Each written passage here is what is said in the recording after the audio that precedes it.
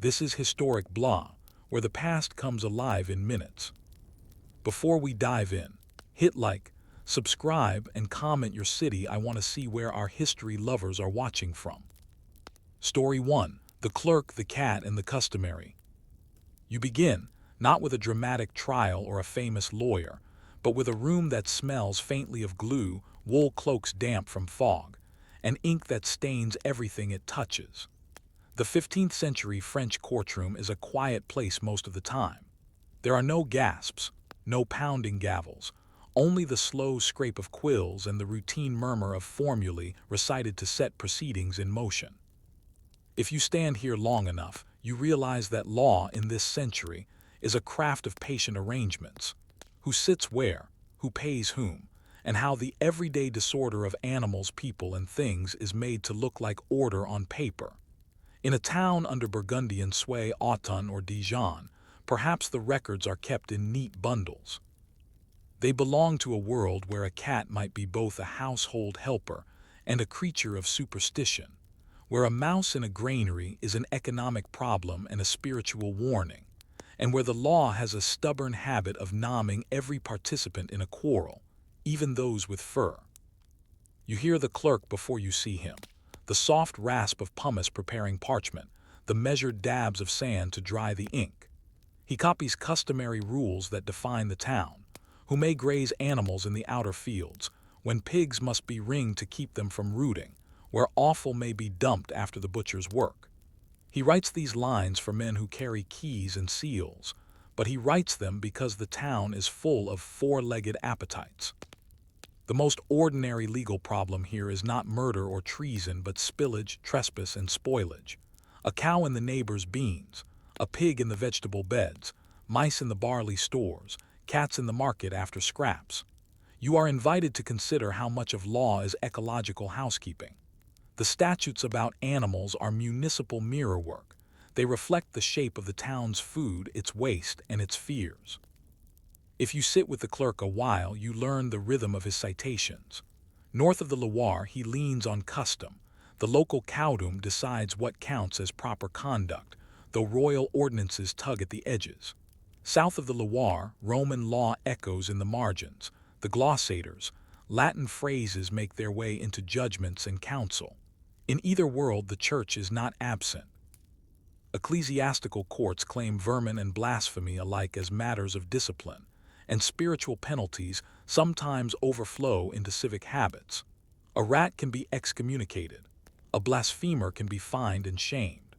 The line between moral admonition and municipal enforcement is not so much a wall as a hedge grown between adjoining gardens. You pass through gaps without noticing until the thorns catch your sleeve. And what of the cat? You notice it less for its presence than for its effects. Cats keep mice from the grain bins. Mice are thieves by instinct and necessity. Grain is money in these towns: rent, wages, and bread. The price of wheat rises and falls like the pulse of a whole year, and when it rises too quickly, the town writes rules about hoarding, about the hours of market, about the weights and measures that must be used at the scales. Cats, therefore, are implicit in the balance. The household that feeds a cat is less likely to lose a month's flour to the night.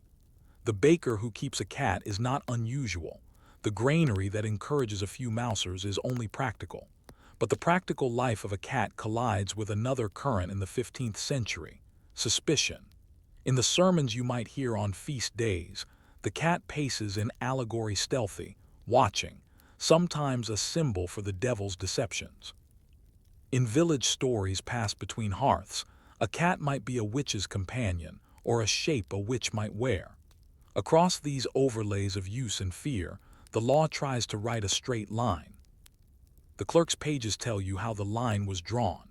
In one bylaw, butchers must carry waste outside the walls by sunset. Otherwise, dogs and cats will converge on the market benches, and the night watch will have to spend its rounds with staves in hand, banging shutters to scatter the scavengers. In another, bakers must sweep their floors and keep lids on bins. Vermin are their responsibility, and neighbors may complain if a house becomes a nest. You see a case where a householder claims his cat was killed by a neighbor's dog. The dog's owner says the cat was a nuisance, always underfoot, always in the street.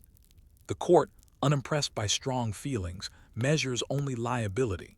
Who kept which animal, who failed in duty of oversight, who must pay a fine to restore peace between doorways separated by a lane and a gutter of rainwater. The law, in such a quarrel, is not philosophical. It is a price list printed in the mind. Yet you cannot stay in this purely municipal frame, because the 15th century is also a time of hunger for examples, of stories that show what the law can do. Chroniclers tell of pigs tried for killing children. You might have heard of the one in Falaise, famously executed in the late 14th century, a tale retold across the decades as instruction for those who keep animals in the town. You could hear of another at Savigny in the 1450s, where the sow suffered punishment and her piglets were spared. These cases, whether rare or frequent, made an impression because they treated an animal as a subject of procedure. Summons, custody, sentence. They asserted a fiction that was not quite fiction in practice, that a creature could be implicated in a moral order, at least enough to be made an example. Such proceedings were less about believing that a pig understood guilt, and more about demonstrating that owners were part of a chain of obligation that reached even to creatures who could not speak for themselves. When the court staged a public sentence, it spoke to humans through the body of an animal. You may find fewer clear entries about cats than about pigs, and that gap itself is instructive. Cats damage less visibly than hooves. They do not uproot plants on a city scale. Their wrongs are domestic: a chicken snatched, a scratch, a broken bowl, a fright in the night.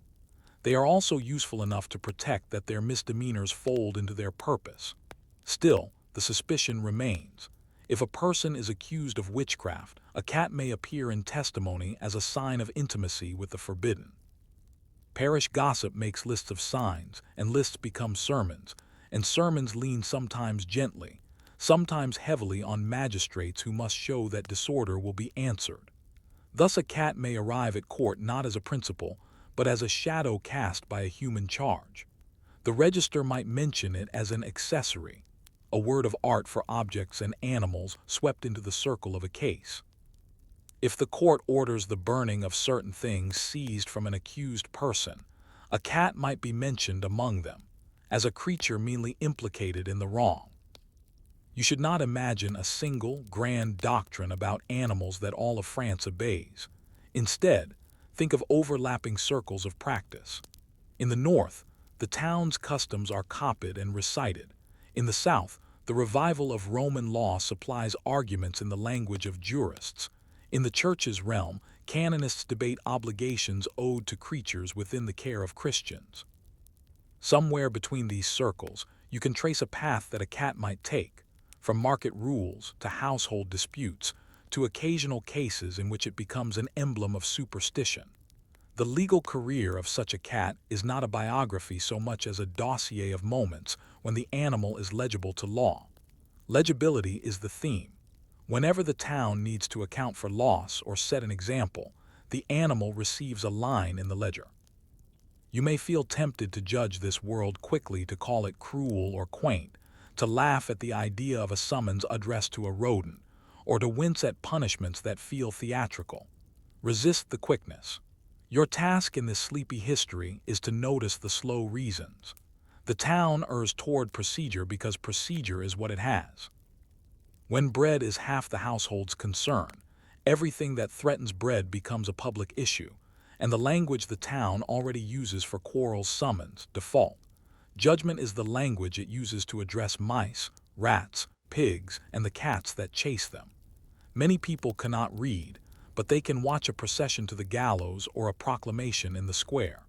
The spectacle is a way of speaking in a community that has limited tools for broadcasting norms. If a pig is led to punishment, the butcher understands that unringed swine will bring trouble. The householder remembers that animals are part of his reputation. The cat, though rarely staged so dramatically, lives in this same ecosystem of visible reminders. From the clerk's desk, follow the paper outward to the granary. You step into stone coolness wooden bins, and the rustle that tells you something small is alive where it should not be. A cat blinks from a beam. The granary is not merely architecture, it is a contract with time. In the months when weather and war can ruin supply, grain is the town's insurance. There are rules about who may enter, when, with what containers, and how much dust is acceptable on the floor before someone is fined for negligence. Cats belong here because their work is legible. Fewer gnawed sacks, fewer droppings, fewer excuses offered at the baker's oven when loaves come out too light. The granary's overseer makes notes on wheat and rye. If he writes, lesser loss than last year, you might imagine a cat's patient patrol embodied in the subtraction. No statute praises the animal, no judgment thanks it. The law does something quieter. It supports the conditions under which having a cat makes sense. Consider also the townhouse kitchen, where the larder is guarded from small teeth as best it can be. Here the cat is fed on purpose and tolerated with resignation. It leaps onto a bench when it should not. It leaves traces where cleanliness is desired but hard to maintain. The law touches this room indirectly through regulations on bread, meat, and ale. It sets the price of salt and defines when fasting days forbid certain foods. Fasting days themselves are legal time, ecclesiastical and civic at once. The cat does not fast, it prowls. In a culture that takes fasting seriously, the idea of an animal without moral obligations is part of the reason animals can be made symbols. A person who eats as if he were a cat on a fast day has failed to be governed by the same nets that hold the rest. From there, it is a small step for a preacher to point at a cat in a story as shorthand for appetite unruled. Stories under sermon and statute educate. If you want a single doorway through which the 15th century passes into the 16th, look for advocates who love procedure for its own sake.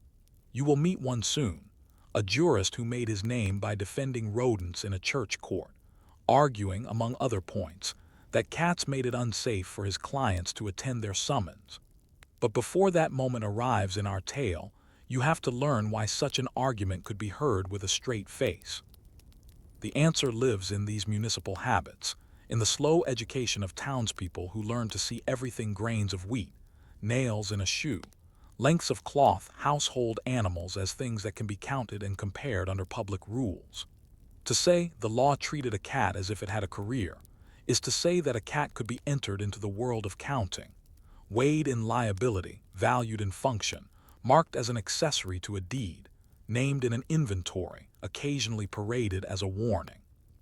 The career is statistical, not heroic. There are, too, the seasons of fear that make the law harsher than habit. A failed harvest brings anger to the surface. Strange weather encourages rumors. Sickness with no clear remedy pushes people to match effect to visible cause.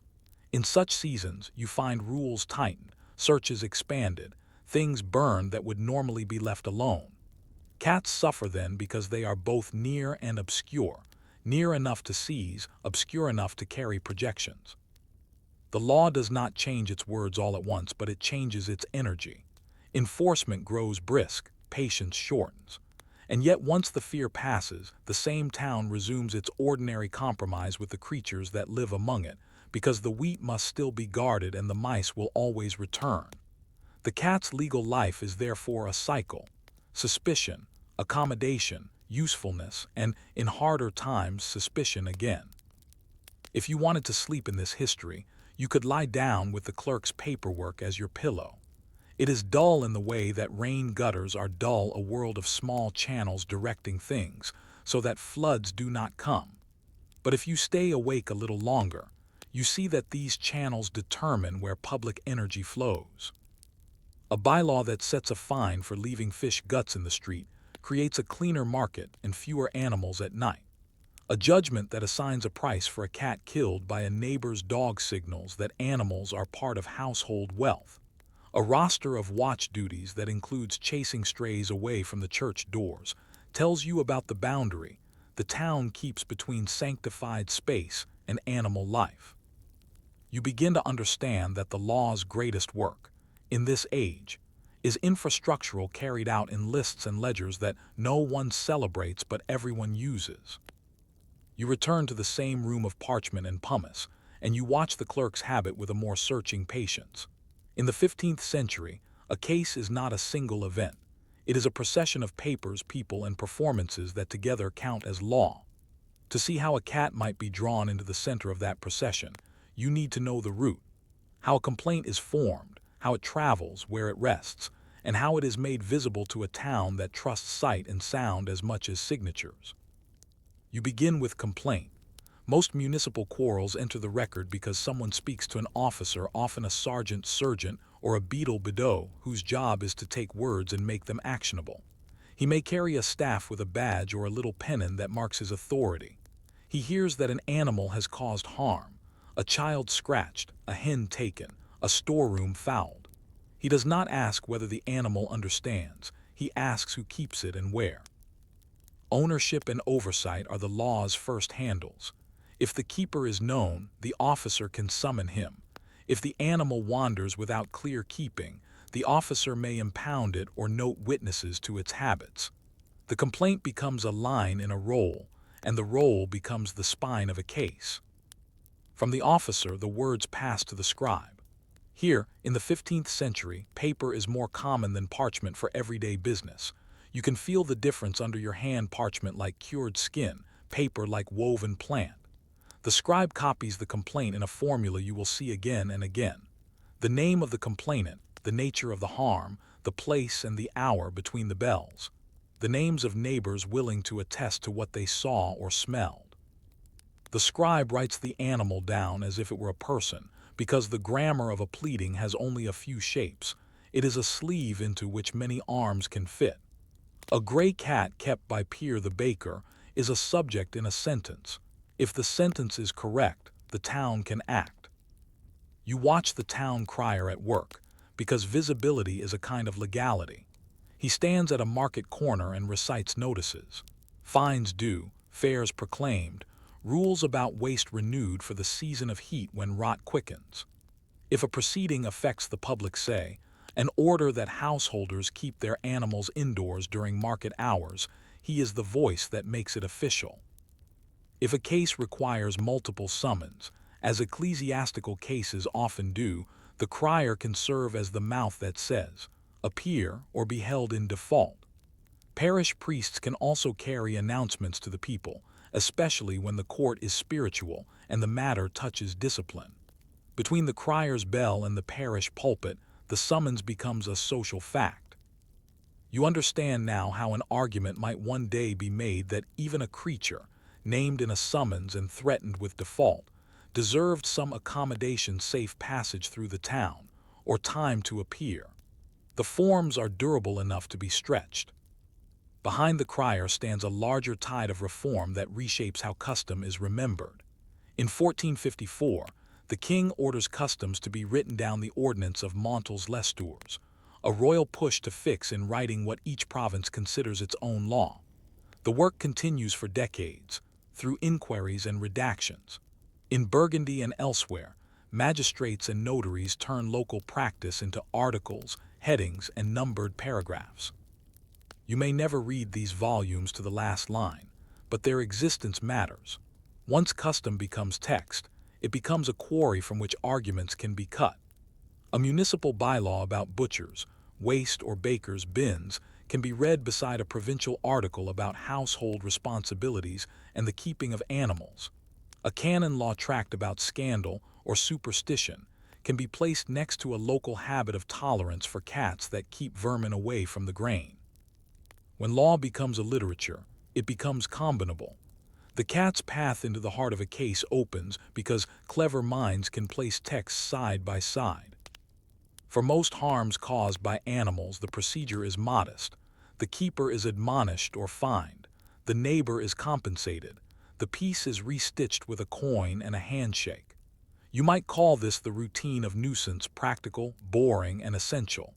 But the 15th century knows how to make examples, and examples require theater. Towns have long punished pigs that injure people, not because swine grasp the moral reason, but because the spectacle is a reminder that owners who let their animals roam dangerously will share in disgrace and liability. The animal is the stage. The audience is the town. This logic does not often touch cats. They are too light, too useful, too woven into the fabric of kitchens. Yet the logic exists, ready to be borrowed when a magistrate wants to underline a point in a season of anxiety or reform. You look into the town, accounts those ledgers of expenses that seem to record everything except feeling. Here are payments to repair the pound where stray animals are held. Here are fees for the sergeants who serve writs. Here are purchases of lime to sweeten the market drains. In some towns, there are payments to professional ratters, men who keep ferrets or train dogs and who are called when a storehouse is overwhelmed. The accounts never mention cats with gratitude. They appear only through inference, as slightly lower losses in grain or as fewer complaints in a baker's lane. Law follows the money, though, and the money shows the scale of the problem that cats address. When grain prices rise abruptly, bylaws proliferate. When bylaws proliferate, enforcement tends to become more visible. When enforcement becomes more visible, the appetite to make examples grows. The cat lives under these barometers, without ever reading the clouds.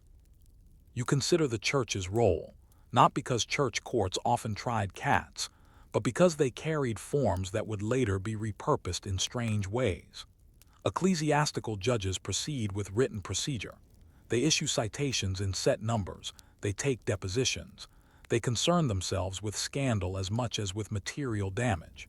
In matters of superstition and witchcraft, late medieval writings fold animals into narratives of temptation and error. Preachers tell stories in which a familiar animal is a sign of moral compromise.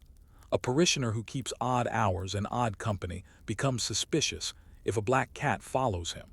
A woman accused of malefice finds that her animals are counted among the things seized and destroyed to purge the taint. These are not animal trials in the modern sensational sense. They are human cases in which animals are props or proofs. Yet they teach the public to connect creatures with meanings beyond their fur and function.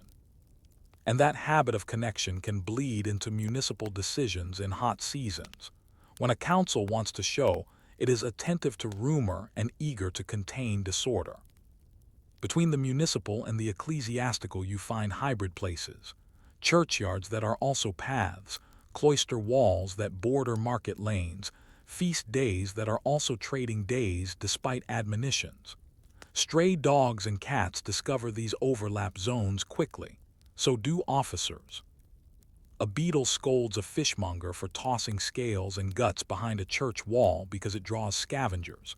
The chapter complains to the town that animals are fouling the steps. The town replies with notices and temporary patrols. Here the cat appears again, not as a defendant but as a reason for rules.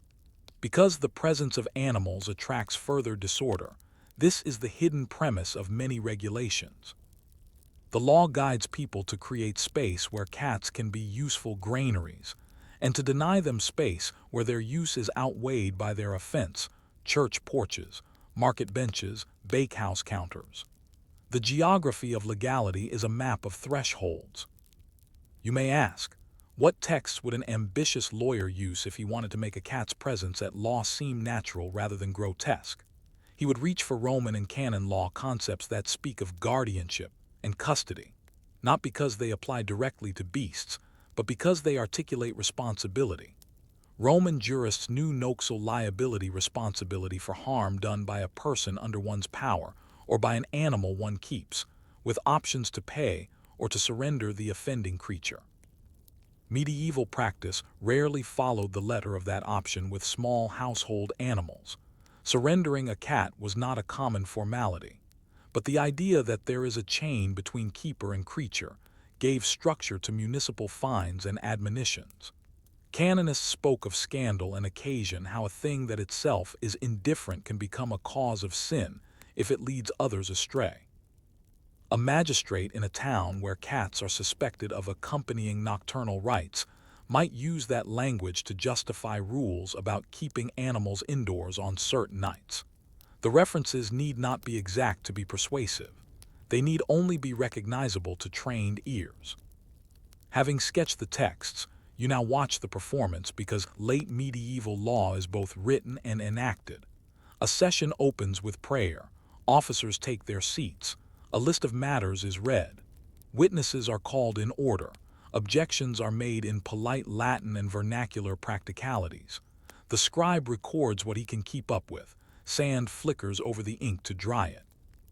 If an animal is to be impounded or destroyed, the order is given to an officer who knows the place of the pound and the knack of handling beasts without making a public farce. If a public example is intended, the order includes the where and when and who must attend. The town's dignity requires that events occur with clockwork regularity, even though there is no clock to govern anything beyond the bells. You sense how an advocate could argue that process itself is the town's honor. If an animal is named in process, process must proceed as if the name mattered. You look again at the border between ordinary and extraordinary. Ordinary is the baker fined for a dirty floor and verminous bins. Extraordinary is the staged punishment of a dangerous animal. Somewhere between is the crafted argument that stretches procedure to meet an odd case. The 15th century ends with a taste for such craft. Literacy among officials widens. Compilations of custom are copied and carried. Magistrates correspond about style and precedent. In Burgundy, in Champagne, in the lands that look toward the Parlement of Paris, there is a sense that law can be made more orderly by attention to form. This is the soil in which a future jurist will rise to speak in defense of rats, claiming, among other points, that the summonses were defective and that attendance was unsafe because of cats. To call that argument comic is to miss the appetite of the time, the satisfaction taken in form-fitting fact, however odd the fact. You also consider the economics that make a cat visible.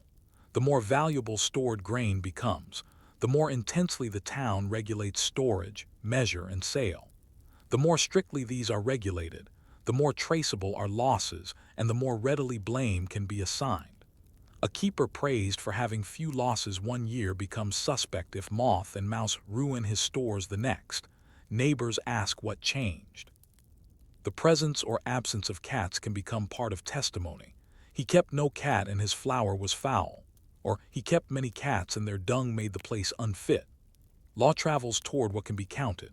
Numbers of sacks, numbers of loaves light by an ounce, numbers of fines unpaid, numbers of animals seen where they should not be. When counting arrives at the cat is no longer invisible domestic background. It is a variable in a calculation, and variables can be regulated. You step into a notary's shop to see another set of papers that quietly shape the animal's legal life. Leases and household contracts. A landlord who lets a granary might insert a clause requiring the tenant to keep the place free of vermin by traps, cats, or other suitable means, and to answer for losses caused by neglect. A miller's contract may specify cleanliness against rats and their like, with penalties for failure. These are not court cases. They are private orderings that anticipate dispute. If a quarrel later surfaces, the notary's phrases become standards the court can adopt. In this way, contract and custom braid together, and animals become part of the braided rope. The cat's career is sometimes nothing more than these anticipations turning into obligations. Meanwhile, the town's watch moves through its night rounds. The watch is the muscle that makes bylaws more than words. One patrol notes a cluster of strays behind the fishmongers. Another chases dogs from the church porch. A third raps at a shutter where a butcher has left offal in a corner. Their record is brief. Animals dispersed, waste removed, noise ceased. But it is these little notes, repeated, that convince councils that repetition works, and that embolden them to add new lines to the bylaws when seasons change. If a festival has been followed by fires and disorder, and if stories circulate of cats thrown into bonfires as part of rough ritual before a reforming council put a stop to it, the watch's logbook shows the town that behavior can be shifted by rule and patrol. The cat becomes a beneficiary of reform in one season and a target of suspicion in another. The law's face to it changes with the town's mood and leadership. You look once more at the clerk. He is not a philosopher. He is a maker of legibility. He turns a kitchen quarrel into a string of names and numbers. He fits a wandering creature into a docket. He believes, with a craftsman's conviction, that order resides in forms well used. If you were to ask him whether a cat could be summoned, he would answer that any subject can be named if naming helps the town see what it must do. He would not claim that the cat has a soul in the legal sense. He would simply point out that the keeper can be found by calling for the animal, and that a summons that names the creature also rings the keeper's door. He would nod to the beadle, who knows which alley the cat favors. He would nod to the crier, who will carry the notice. He would nod to the notary, who can copy a clause to keep the grain clean next harvest. The cat enters the record through these mutual nods. When you add all these habits, you have assembled the room in which an advocate can do something daring. Treat the presence of an animal in procedure as a test of the town's fidelity to its own forms. If we summon, he can say, we must allow a fair chance to appear. And once that sentence can be spoken with a straight face, once the clerk, the crier, the officer, and the audience are trained to respect form even when it leads into oddness, the possibility of a cat at the center of a legal controversy is no longer absurd. It is a demonstration, a way of proving that the law is what it claims to be, even-handed, regular, and proud of its paper.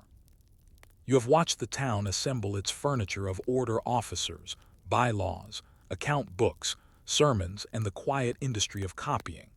You have seen the cat drift along the edges of this scene like a moving shadow, useful, sometimes suspect, rarely named except when loss needs a line. To bring the animal into the very middle of law, you do not look for a unique criminal act. A cat rarely performs one that a town wishes to stage. Instead, you look for a moment when the town's devotion to procedure is tested, and the cat becomes the test. Begin with the ordinary again, because the extraordinary is built from it. 15th-century towns are, above all, managers of supply. They prepare for lean months by regulating grain, bread, meat, and the spaces where these take on or lose value. The council minutes and market ordinances, products of the world set in motion by the 1454 royal order to write down customary law, exhibit a passion for listing and ranking. A barrel of wheat can be measured and sealed. A loaf can be weighed. A butcher's bench can be inspected. Vermin can be trapped or, better, discouraged by the patient presence of a cat. The town's officers understand cause and effect in the language of habit. Cleaner floors produce fewer mice. Fewer mice mean fewer shortages. Fewer shortages quell unrest. Cats therefore belong to a chain of causes, and chains of cause are what councils learn to govern. Once you see the chain clearly, you can also see how an animal might be placed at its center without ever being accused of crime. Law in this century often pivots on custody and access. Who is responsible for what, and who may safely come before the court? Municipal courts deal mostly in the first question keepers and their duties, while ecclesiastical courts, with their formal citation schedules and their sensitivity to scandal, hone the second. The cat is a hinge between the questions. It is a kept creature in homes and granaries, proof of a keeper's diligence or neglect. It is also an obstacle of access for creatures the church, in certain rare and curious cases, pretends to summon. Rats or weevils accused of despoiling crops, cited to appear so that the judge may, by the solemn machinery of speech, warn them off or condemn them to exile. The cat is not the defendant. It is the reason a defendant cannot safely travel a procedural fact. This is where the early 16th century peeks over the sill of the 15th, and you are allowed to look with it, because the habits formed in one age explain the case that fascinates the next. In later printed accounts copied and recopied by antiquarians, with a taste for legal curiosities, you read that a Burgundian advocate, Barthélemy Chasseneuil of Autun, argued for rats cited before an ecclesiastical court on charges of consuming barley. The date supplied by storytellers varies, you will see, around 1508 more than once, and modern scholars debate the precise details. The procedural spine, however, matches the world you have been tracing. The court issued several summonses. The defendant failed to appear. The advocate pleaded that his clients could not travel safely because the roads were thick with their mortal enemies' cats posted at doorways and corners.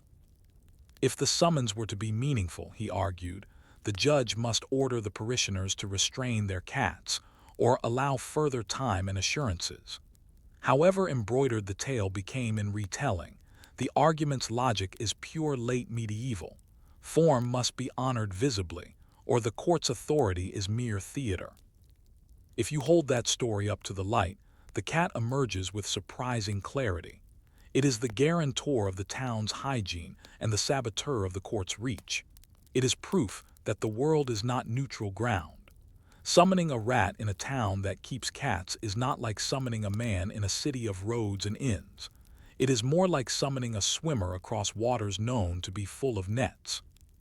The advocate's wit, so the pamphleteers like to say, lay in turning everyone's acceptance of the animal into a legal objection. The townspeople smiled because the joke was good. The judge listened because the form was serious. In this moment, the cat is central, not as culprit or victim, but as condition. You do not need to decide how literally to take the anecdote to see its lesson. The 15th century trained officials and publics to respect process even where outcomes were foregone. 3 calls from the church door, 3 readings of a notice by the crier at the market cross, a procession on the day of a sentence, a parchment folded and sealed with a name. These are performative acts. They shape legitimacy by being performed. If you add to them the slow juridical work of writing down custom, you get a landscape of expectation. People learn to expect that even an odd case will be handled in the familiar way: summons first, admonition next, judgment last. From that habit comes the possibility of the cat's starring role.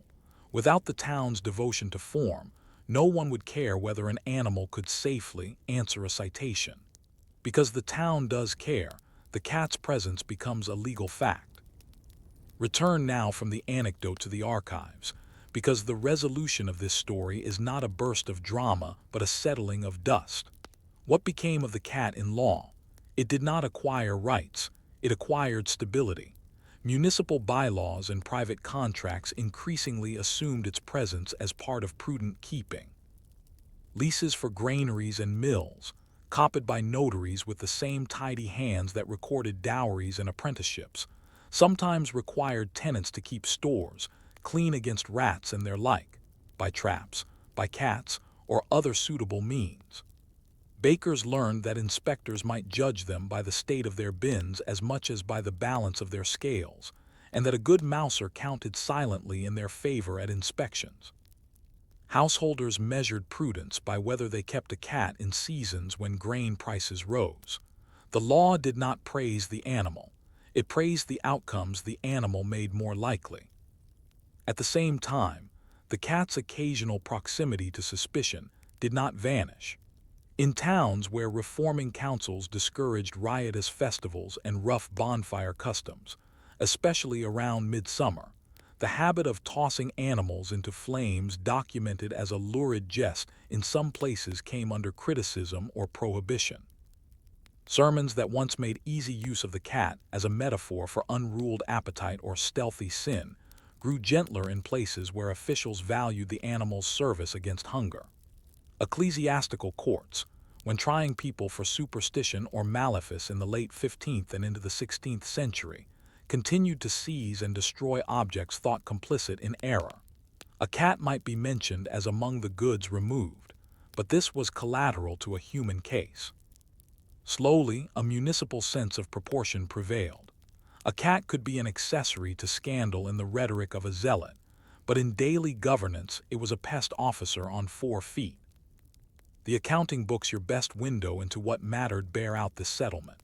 You see fewer extraordinary animal spectacles in the later registers and more ordinary payments: wages for ratters in years of infestation, purchases of lime to sweeten drains, fines for bakers whose floors were foul, repairs to the animal pound, occasional compensation for a neighbor's dead cat when a large dog killed it in the lane, a signal that the animal had a value recognized in money. None of this is exciting. All of it means that a cat's life in law is increasingly predictable. Predictability is the quiet triumph of governance. You might ask whether the learned law the Roman and canon texts so loved by university men altered this settlement. In a limited way, yes. Commentators began to parse with more system the obligations of keepers, the scope of nuisance, and the standing of complainants. The language of guardianship, which Roman jurists had developed for people under authority, was repurposed to describe what was expected of those who kept potentially harmful animals. Canonists, discussions of scandal and occasion, were sometimes used to justify rules about keeping domestic animals out of sanctified places, but the real driver remained local necessity. The learned law supplied vocabulary and dignity. The town supplied motive. Together they made it easier for councils to write and enforce ordinances that assumed cats as part of the urban apparatus of safety and order. The other edge of the settlement is cultural memory. Human beings enjoy stories that turn the ordinary into the marvelous. That is why tales of animal trials traveled so far, and why the autumn defense of the rats found its way into books that delighted readers more than they instructed them. Memory compresses the complexity of cat law into two images: the devout householder feeding a mouser by the hearth, and the jeering crowd at a bonfire tossing animals in for laughs. Both happened. Neither describes the daily governance that mattered most. The clerk, if he could speak across centuries, would ask you to look instead at the docket full of small fines, and the watch's notes about dispersing animals from church porches.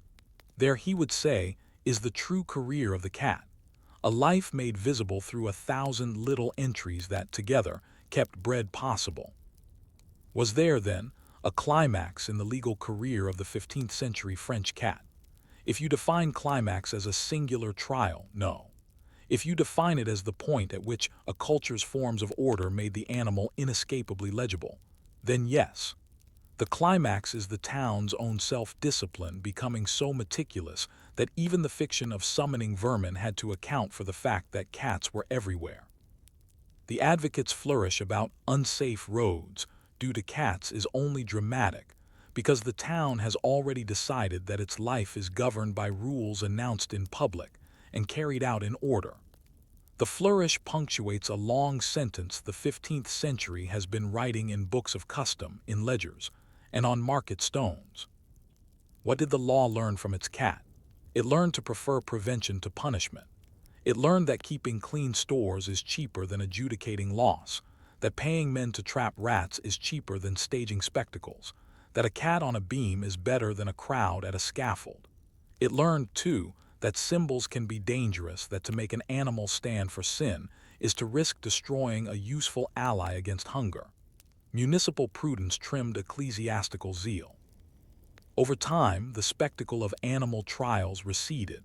The patient work of inspection and sanitation grew. By the 16th century, as royal courts standardized procedure and provincial customs were glossed in printed commentaries, the taste for trying animals waned. Not everywhere, not all at once, but enough that, by memory's arithmetic, the stories survived as curiosities while the ledgers quietly governed. You can test this lesson against your own time. Today, the law still struggles to describe creatures that are both property and more than property, both nuisance and companion. Cities regulate leash laws and licensing for dogs far more aggressively than for cats, in part because cats are still treated as half-wild helpers, as if some medieval granary were always in need of patrolling. Public health departments debate the management of feral colonies with language that would not startle a 15th-century beetle. Control breeding, discourage feeding near markets, keep animals out of sanctified or sensitive spaces. The vocabulary is new: vector control, ecology, welfare, but the underlying habit is old. We count, we list, we inspect, we fine, and we prefer that prevention make punishment unnecessary. There is a deeper echo, too, in modern debates about the standing of non-human creatures. Some jurists and activists argue that animals should have legal persons speak for them as claimants in their own right. Others reply that the law's proper path is to heighten the obligations of keepers and guardians, not to invent a new class of persons. The medieval town would not have recognized the first proposal. It lived entirely within the second. Yet the old Auton anecdote about rats and cats shows how even without standing, animals can shape the path of law, because law must make real promises about fairness and access when it uses the language of process. The cat, in that sense, still stands at the door of the courtroom not as litigant, but as a reminder that procedure only matters if it attends to the ordinary conditions of life. As you let the scene fade, the clerk's sand, the beadle's staff, the crier's bell, the granary's cool dust, you are left with facts that refuse to turn into a single emblem. The legal career of a 15th-century French cat is a career of being counted, in fines, in contracts, in inspections, in anecdotes. It is a career that taught councils to spend attention where it yields the most bread, in the prevention of vermin, the cleaning of markets, the restriction of animals from places where they give offense, and the tolerance of them where they serve. If there is a monument to that career, it is not a statue in a square. It is a line in a bylaw, copied 100 times by a tired hand, finding the householder whose bins are foul and whose neighbors complain of mice. Story 2. Granaries and guildhalls, how cats guarded bread and shaped municipal ordinances. You enter the town not by its gate but by its ledger. If you read the accounts before you walk the streets, you learn what the town worries about. Wages for sweepers of the market hall, repair of the locks on the common granary, purchase of lime to sweeten the drains, payment to the beadle for chasing animals from the church porch, and small stipends to the inspectors of weights and measures. Grain is not just a commodity here. It is a public problem, and every person who eats is part of its solution. The law grows where the problem touches the most hands. That is why the regulations you will hear recited by the crier in the square, what time the market opens, which sacks must be sealed, how often the scales are checked, sound like housekeeping. They are, and in the quiet spaces of that housekeeping, cats make their home. Start at the outer ring, the harvest. Fields lie beyond the walls under rites set by lord, chapter, or commune. When the sheaves come in, carts queue at the town's edges, where toll officers mark what enters and ensure that nothing bypasses the dues. Some grain goes to mills with their wheels in the town's water, some goes to storehouses, some the bakers buy directly. If you stand beside a miller as sacks are hoisted, you learn how much loss happens before bread even meets the oven. Chaff clings, stones crack, damp turns wheat to a gummy complaint.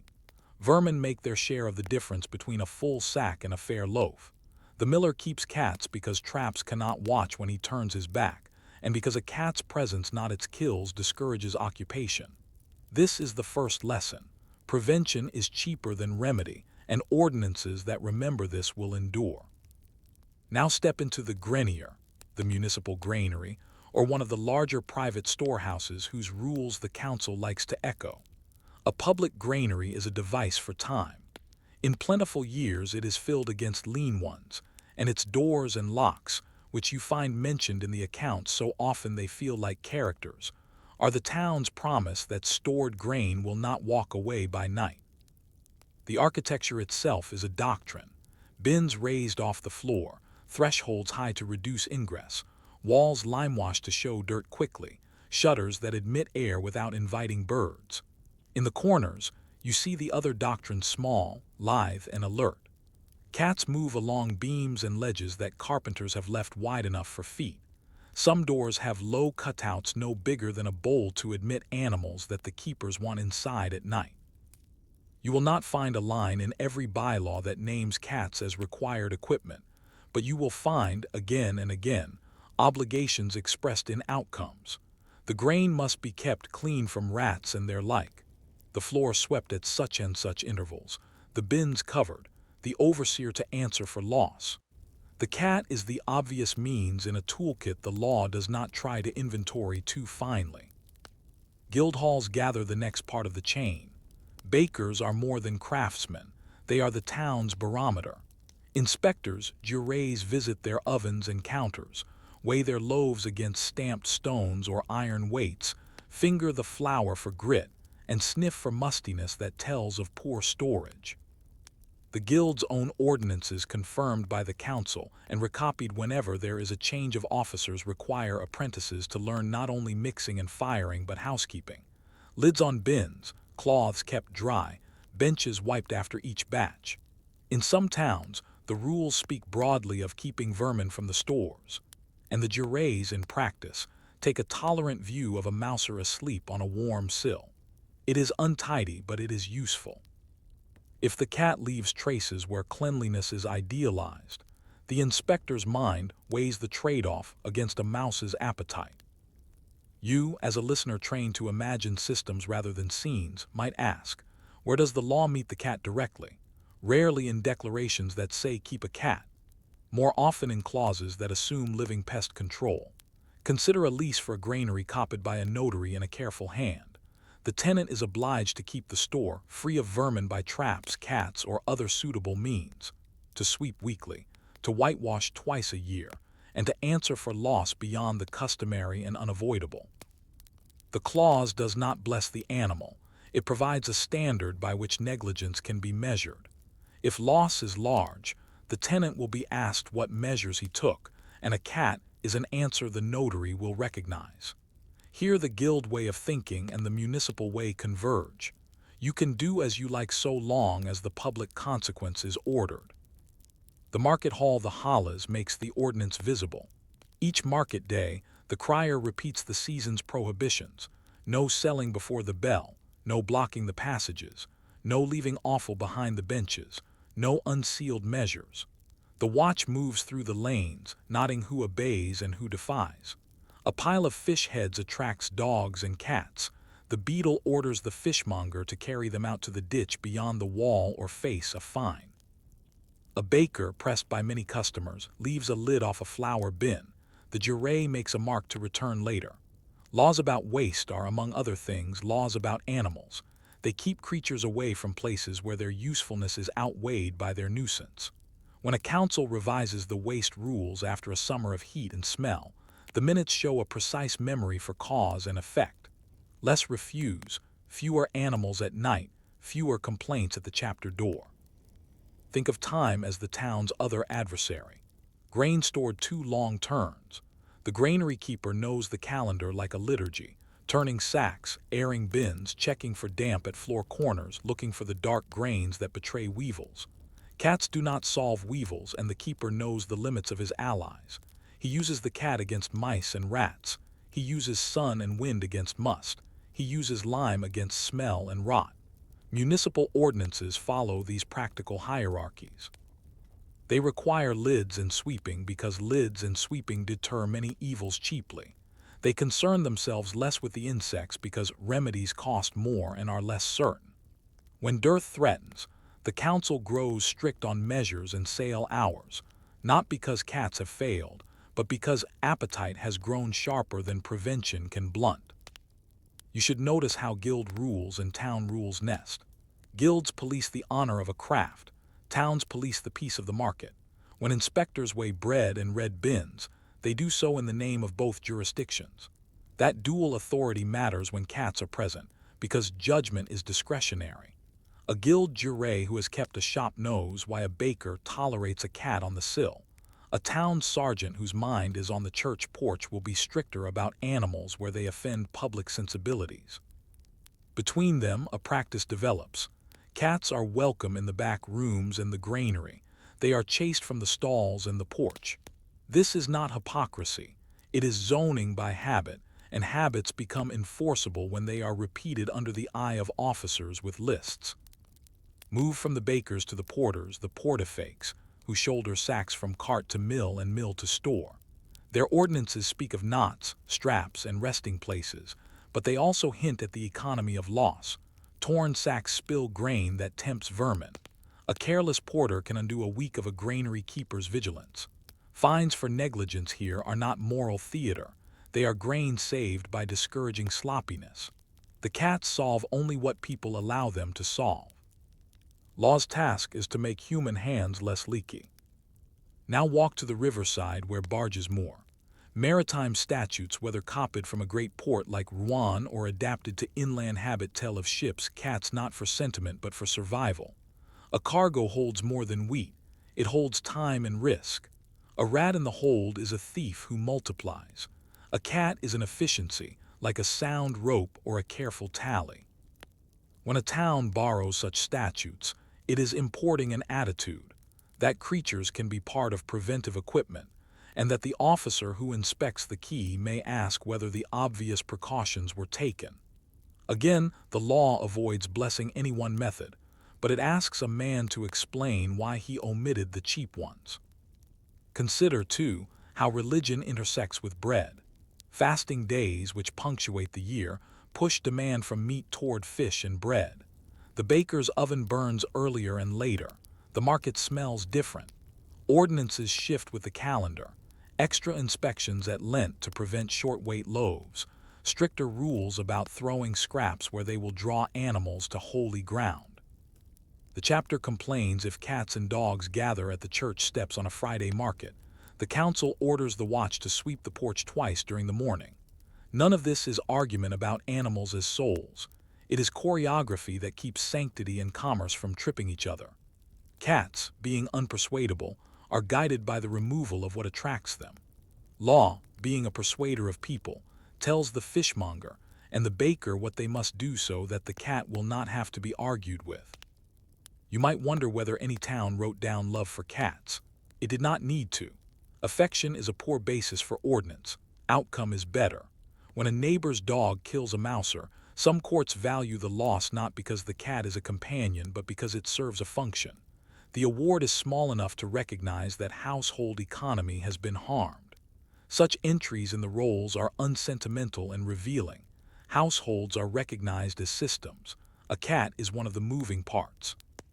In this way, the law praises cats by refusing to speak of them, except in terms of work done. Seasons of fear complicate the picture. In years of blight or war, when prices surge and hunger walks with fast days, councils are tempted to legislate everything visible. Some towns grow harsh about nocturnal festivals that once mixed rough humor with fire.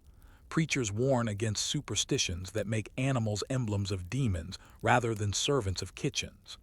In those years, the ordinances draw tighter circles around what is allowed in markets and near churches. Cats do not disappear.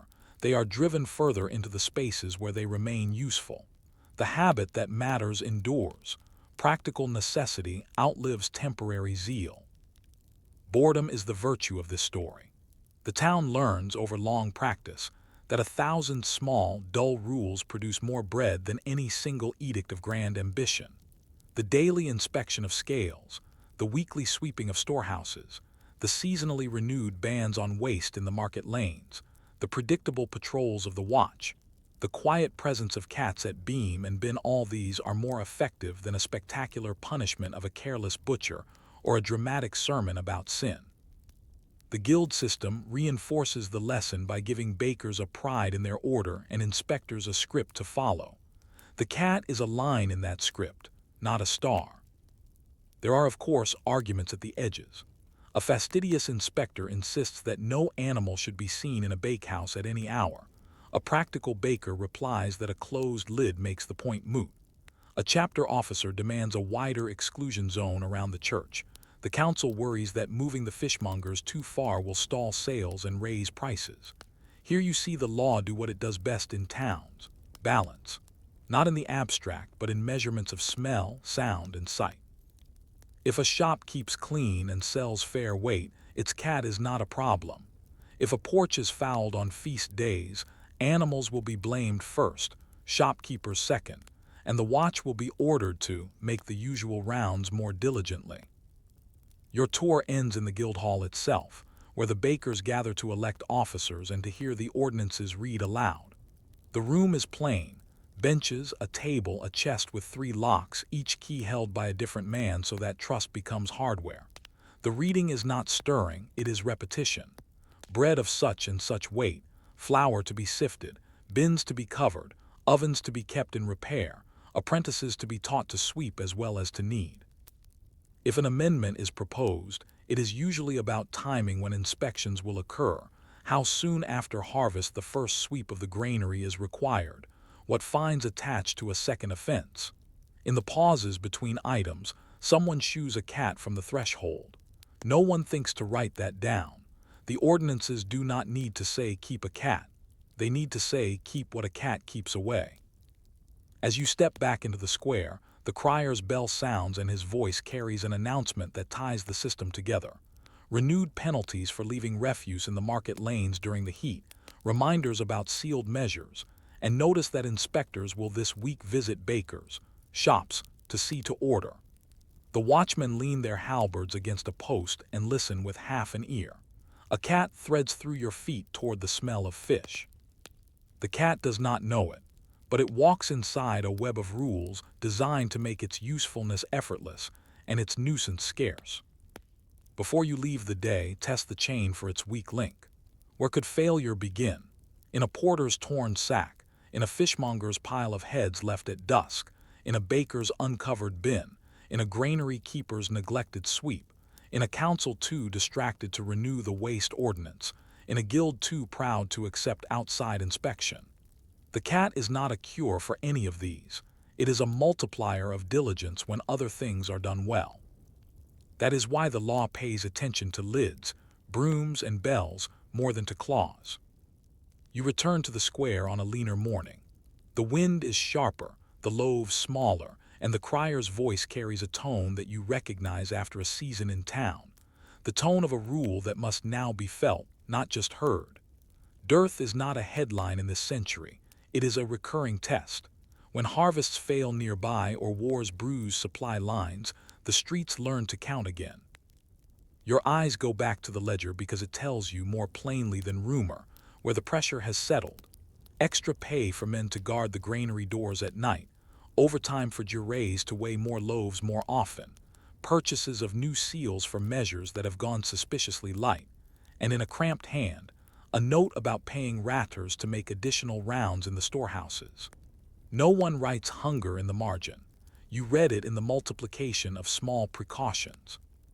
In dearth, ordinances multiply the way householders multiply thin soups. The council is careful not to call this panic. It calls it order. You listen as the crier repeats the familiar triad: market hours, sealed measures, and clean lanes. Then he adds the seasonal clauses. Bakers are to adjust loaf weight to the posted price of wheat. Sales of grain by the sack are to be supervised at set hours. No hoarding in cellars beyond the allowance for a household. Informers will be heard privately and rewarded modestly. The jurés receive a parchment with tables' prices and corresponding loaf weights copied from prior year's notes and updated in consultation with men who remember how to make flour stretch without disgrace. This is the assize of bread in local practice. Not a single royal ordinance, but a habit of linking price to weight so that anger can be debated with numbers instead of knives. Where, you wonder, does a cat fit into this arithmetic? You learned in quieter months that a cat is an instrument of prevention whose virtue is measured in what does not happen. In dearth, prevention is political. The council cannot force wheat to grow, but it can reduce loss and advertise vigilance. That is why the granary keeper's logbook grows meticulous. Sacks turned on schedule, floors swept daily rather than weekly, bins covered whenever not in use, and cats purposely admitted every night. The keeper notes with a practical man's restraint that traps catch what cats miss and cats deter what traps cannot tempt. He does not write poetry about this. He writes numbers. Fewer gnawed holes, fewer droppings, fewer complaints from bakers who must now justify every ounce of lighter bread. In the margin of 1 week's page, you find the only flourish he permits himself. No new burrows found. Guildhalls feel dearth differently. The bakers assemble, and you hear pride telling caution to sit down and be quiet. Honest men do not want their craft to be named with thieves. Yet honest men under pressure cut corners they would not cut in plenty. Inspectors know this and, in lean months, carry their scales in public with the same slow ceremony a priest uses with the chalice to remind buyers that someone is counting. When a loaf weighs light by 2 ounces, the baker can plead the heat of his oven or the damp of his flour. When it weighs light by 6, he must plead shame. The guild ordinances already provide a range of fines. The council, in dearth, authorizes jurés to enforce the upper end and to revisit offenders more frequently. Behind these visits is an unspoken alliance between prevention and punishment. If the cats are doing their work at the granary, and if the bins are covered at the bakehouse, then a short loaf can more easily be named deceit rather than loss. The market lanes change their smell and their music. Fewer pigeons strut, more cats prowl. The fishmongers clean more carefully because the watch, now under orders to keep animals out of holy places, walks their route twice in a morning instead of once. The chapter has complained politely, in written Latin, that the porch is not a place for creatures on fast days, when the faithful's patience is already thin. The council answers in vernacular pragmatism by renewing its ban on leaving refuse in the lanes and by reminding sellers that fines will be heavier in this season. You notice the watch is given less discretion to wink at old habits. When there is more at stake, lenience is a luxury. The same officer who once waved a fishmonger away with a joke now issues the expected fine, and in doing so he signals that the town's dignity is bound up in the visible predictability of rules. Move back into the granary to see how dearth alters pace. The keeper locks doors promptly and opens them only in the presence of another officer, two keys like two witnesses. He inspects the walls for any new breach. He reroutes cats from corners where sacks will be opened to corners where sacks must be left intact. In the ledger he writes a line you would miss if you were skimming. Cats kept within nights, doors closed to dogs. It is a housekeeping note, but it carries an echo of policy. Dogs which follow men are more likely to become a public nuisance when food is scarce. Cats, which keep to their own circuits, can be left to their business so long as their presence is managed. The council does not legislate this detail. It trusts overseers to apply the spirit of prevention to the tools at hand. That trust is earned when numbers go the right way on the page. Your eye is drawn to an argument that has the sound of something repeated over generations. A fastidious inspector insists that animals have no place in rooms where food is prepared. A practical baker points to the bin lids in the sweeping schedule and asks whether the inspector proposes to sleep in the shop and keep the mice honest by oaths alone. In plenty, the inspector may have his way in the name of order. In dearth, his colleagues quietly outvote him in the name of outcome. You are watching an unwritten hierarchy declare itself. Where perfect cleanliness is impossible, prevention coupled with inspection beats a rule that would rely on zeal to hold back the gnawing world. The guild minutes record the compromise without nomming the cat. They reaffirm the requirement that bins be covered at all times, that sweeping be done between batches, that ovens be scraped, that cloths be kept dry. They instruct jurés to consider cleanliness first, presence of animals second. In that ordering, practical affection for the mouser slips back into the house through the side door of necessity. Poor relief intersects with bread control, and the meeting point is dull and consequential. Almoners attached to parishes distribute grain or loaves according to lists assembled with all the awkwardness of human need. Widows of craftsmen, families with many small children, men injured at the mills, women whose husbands are away with soldiers. The council supports these distributions to dampen unrest, and it warns bakers against selling at back doors for higher prices while claiming loss at the counter. Inspectors become auditors of conscience. Their eyes look first at scales and bins and then at doorways and alleyways. A cat sleeping on a sill, sliding along a bench, is part of the scenery they register when deciding whether a shop's owner belongs on the list of men who cut corners or on the list of men who keep the peace. The animal's presence does not redeem fraud. It helps mark diligence. You may ask whether dearth invites scapegoats. It does. Superstition has long memories and quick tongues. In some quarters, people mutter that those who keep too many cats court mischief, that witches hide in households where animals are treasured beyond their utility. The chapter worries that nocturnal gatherings harmless in one season become suspect in another. Yet the council's minutes show caution. They have learned, perhaps from hard years not recorded as stories, that chasing shadows while grain spoils is a double waste. You find the language of their response instructive. They renew existing prohibitions against disorderly nighttime assemblies and remind officers to remove animals from porches and market benches. They do not create new flamboyant bans with metaphors for sin. They tighten old screws and pay the ratters. In this tone, the tone of routine, you hear a preference for measurable improvements over moral theater. Cats survive zeal because they serve math. Sometimes dearth prompts councils to reach beyond the walls. You walk with sergeants sent to the countryside to check rumors of hoarding. They carry letters that request, rather than compel, cooperation from lords and abbeys. Along the way, you see farm barns arranged like town granaries in miniature. Bins raised, doors tight, cats part of the watch. The sergeants look not for cats but for patterns. Sudden accumulations, barrels that do not match the household size, carts leaving at odd hours. They log names and quantities and dates. If the town purchases grain directly to dampen speculation, it prefers to buy what has been kept well. Here prevention turns into procurement policy. The men note with the same blank efficiency as the urban keeper where vermin are scarce.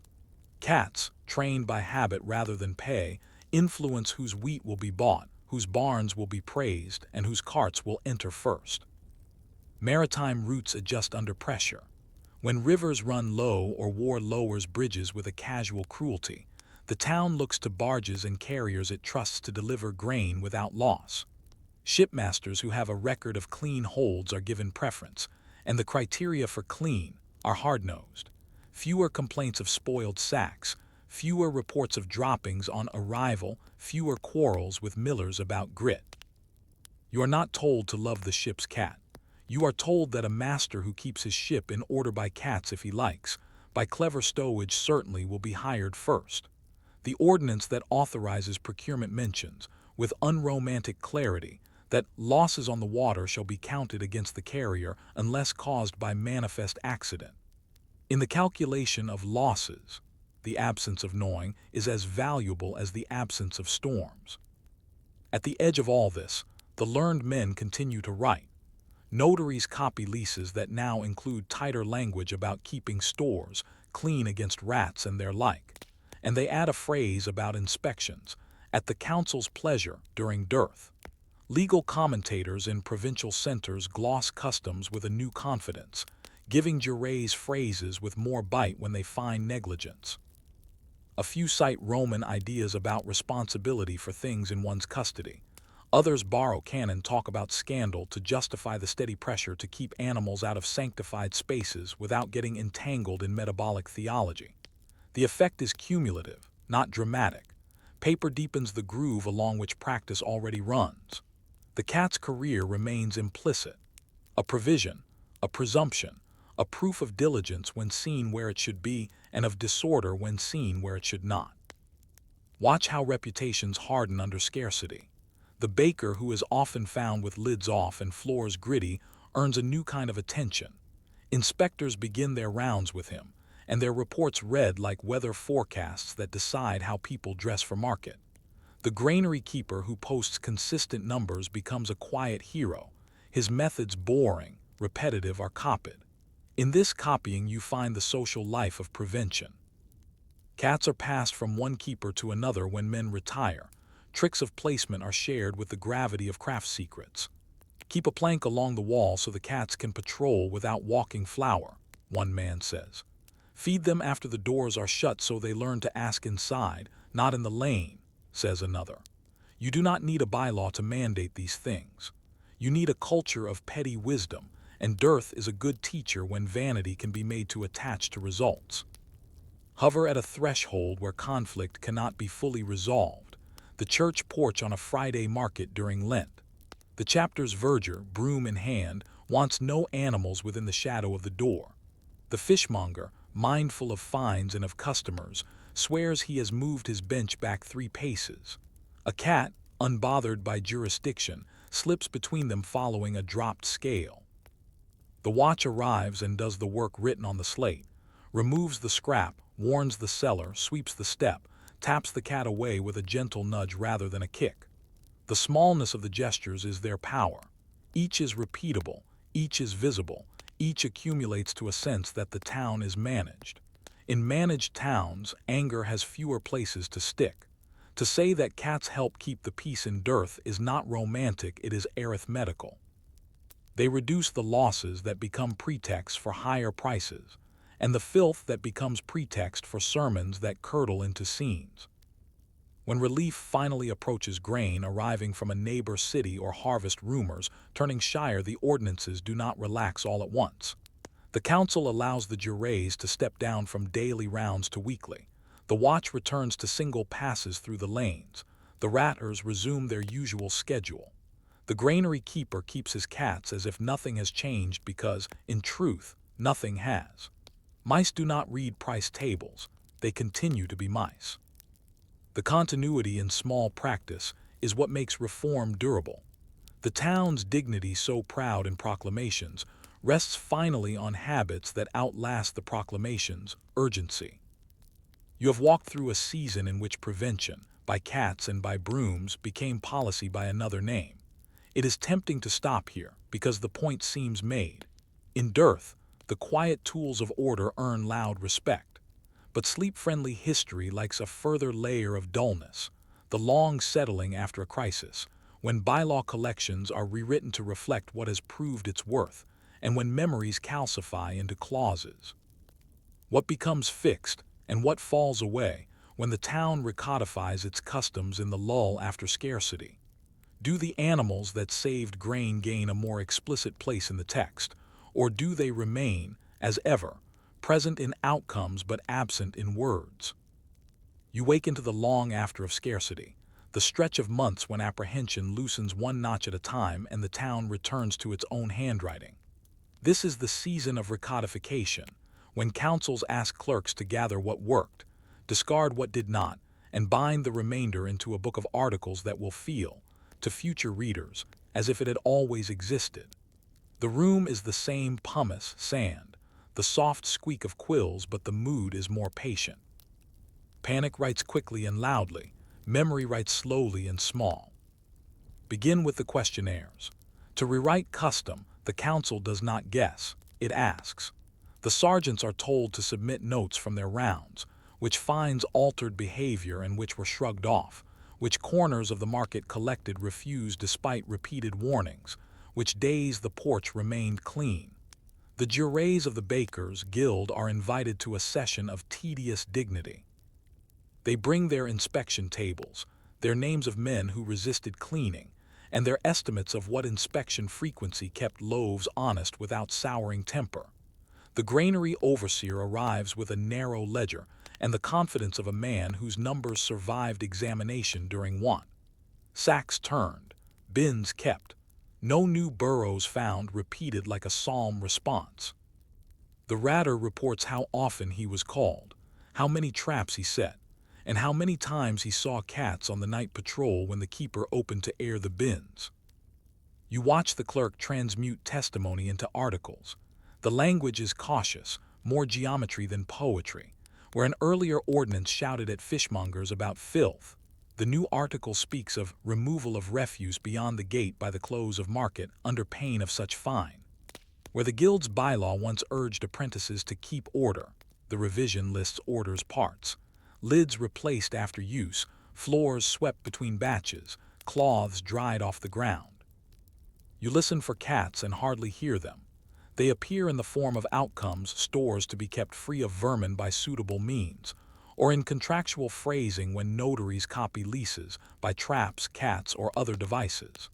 In the main recodification, the cat vanishes into the expectation that stores be clean and loss be low. Invisible, it is everywhere. This vanishing is not neglect, it is success. What has been absorbed into habit needs no explicit praise. The law learns to specify structures and schedules rather than mascots. The granary article sets a calendar for whitewashing, a rule that bins must be raised and covered, a requirement that 2 officers be present when doors are opened, and a duty to keep creatures and men not employed out during working hours. The keeper knows how to interpret the last phrase.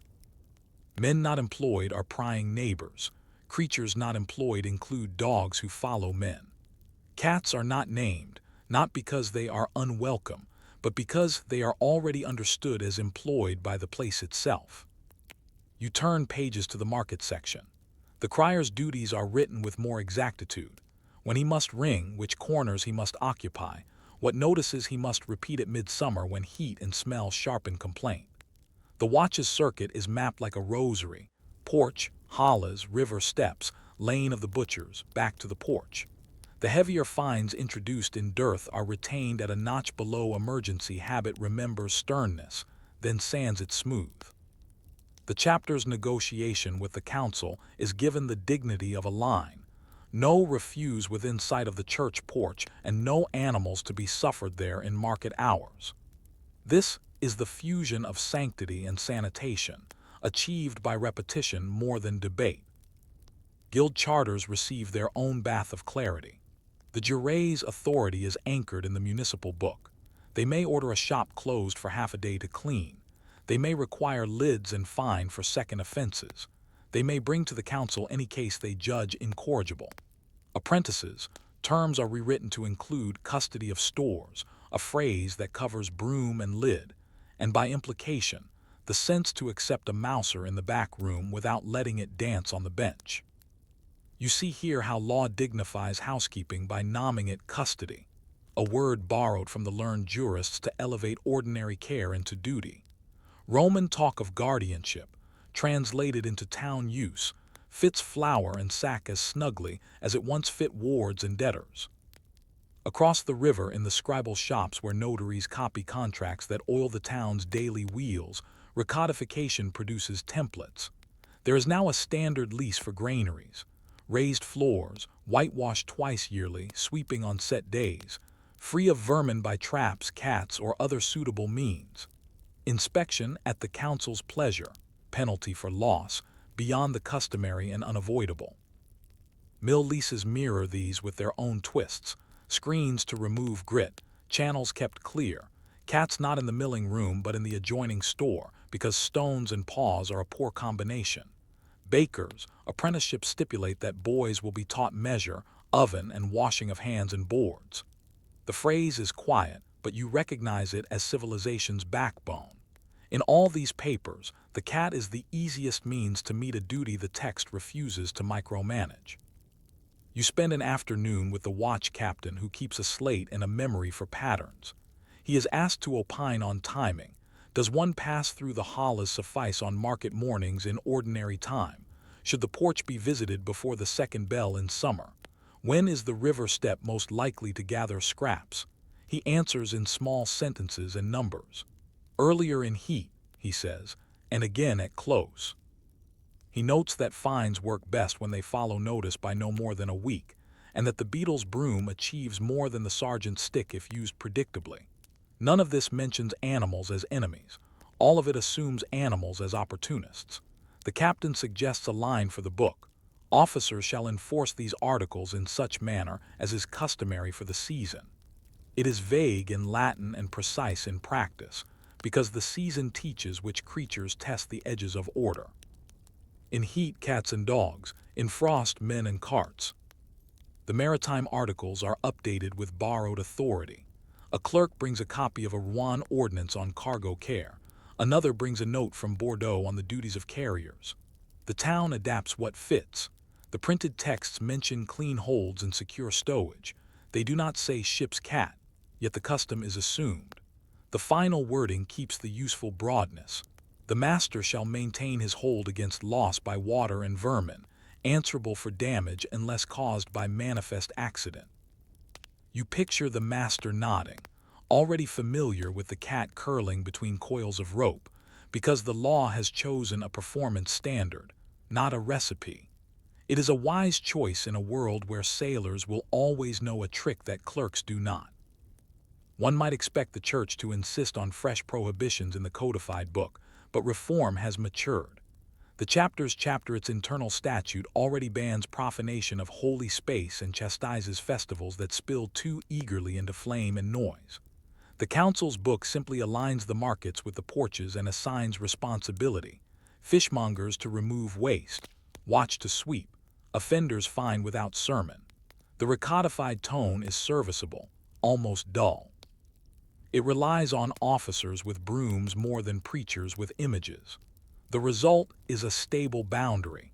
Cats are nudged from steps not because they are symbols of anything, but because steps must be clean. If you look for drama in the margins of the new book, you will be disappointed, and if your purpose is sleep, relieved. The clerk's marginalia record cross-references, not passions. See also article on weights, he writes beside the bread table. See also article on refuse, he notes in the section on butchers. He saves his elegant hand for headings and his patient hand for clauses. The council puts its seal to the book with a modest ceremony. A bell sounds. The crier reads a summary in the square.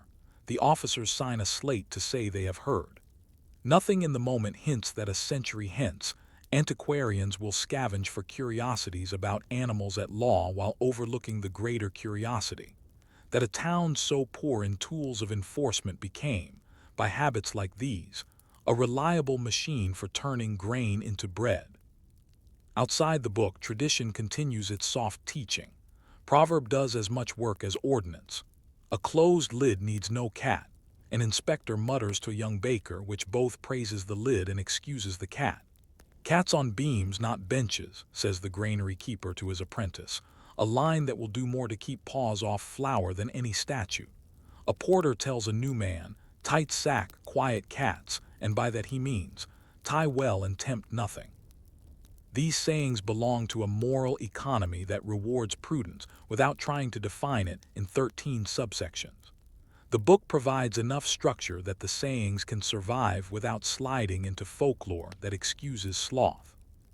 Memory, you realize, sorts events differently than books do. People remember the vivid and the strange. A pig led to punishment, a judge who entertained an advocate's wit about cats and citations, a bonfire where old custom turned cruel. They do not remember a decade of lids replaced, floors swept, and bins recovered, yet those are the actions that make their lives less precarious. The cat, whose legal career you have traced as the trajectory from visible curiosity to invisible assumption, sits precisely at that hinge between story and system. The more it does its work, the less anyone thinks to name it. It disappears into the of course of civic order. The disappearance is not total. You still see the animal appear in the record whenever the chain breaks. A neighbor complains that a large dog has killed his cat in the lane. A modest valuation is entered, a fine assigned, and a warning given. A baker cited twice for uncovered bins protests that his cats keep away vermin. The jury replies that lids keep away cats. A chapter officer notes that on the eve of a feast the porch was fouled. The watch reports a fishmonger fined and cats dispersed. Here the cat is a marker. Its death proves value. Its presence in the wrong place proves neglect. The law is not interested in animal emotion. It counts utility and assigns duty. Over time, the Book of Custom acquires glosses. A later clerk adds a note. By vermin are understood rats, mice, and their like. Another, more fussy, writes, and no cats in the market benches. This latter gloss is not a revolution. It is a reminder of the zoning by habit you have already witnessed cats welcomed where they are part of prevention, chased where they tempt scandal or dirt. If you flip through enough town books across provinces, you will see variations: Burgundy with its love of procedure, Champagne with its closeness to Parisian style, Languedoc with Roman echoes, but the convergence is unmistakable. Prevention stabilized as policy, inspection dignified as office, and animals placed where usefulness outweighed offense. You think of the learned advocates who made reputations from clever use of form. They flourish for a time and then recede as councils and parliaments standardize the tone of legality. The appetite for novelty in animal proceedings wanes, partly because the administrative state, slow in coming and then suddenly everywhere, prefers measurable duties to curious symbolism. A spectacle cannot be audited. A sweep and a seal can. In this change, which is both cultural and bureaucratic, the cat's central season passes without needing defense. It has no rights and no trials. It has a job, and the job is safer inside a world of checklists than in a theater of morality. You are tempted to mourn the loss of color, but color brings heat, and heat is not what bread needs. Bread needs regularity at low temperature, so do towns. What you have watched across 3 sections is not a rise and fall so much as a settling. Practice settling into text, fear settling into habit, a creature settling into a place where its contributions are felt but not pronounced. The dignity here is not in words but in the absence of crisis. A granary with no new burrows, a porch without scraps, a market where the cat passes like a shadow while the crier's voice carries measures and hours. These are the achievements the book preserves by understating them. You end in the scriptorium again, where the clerk binds the new articles and labels the spine.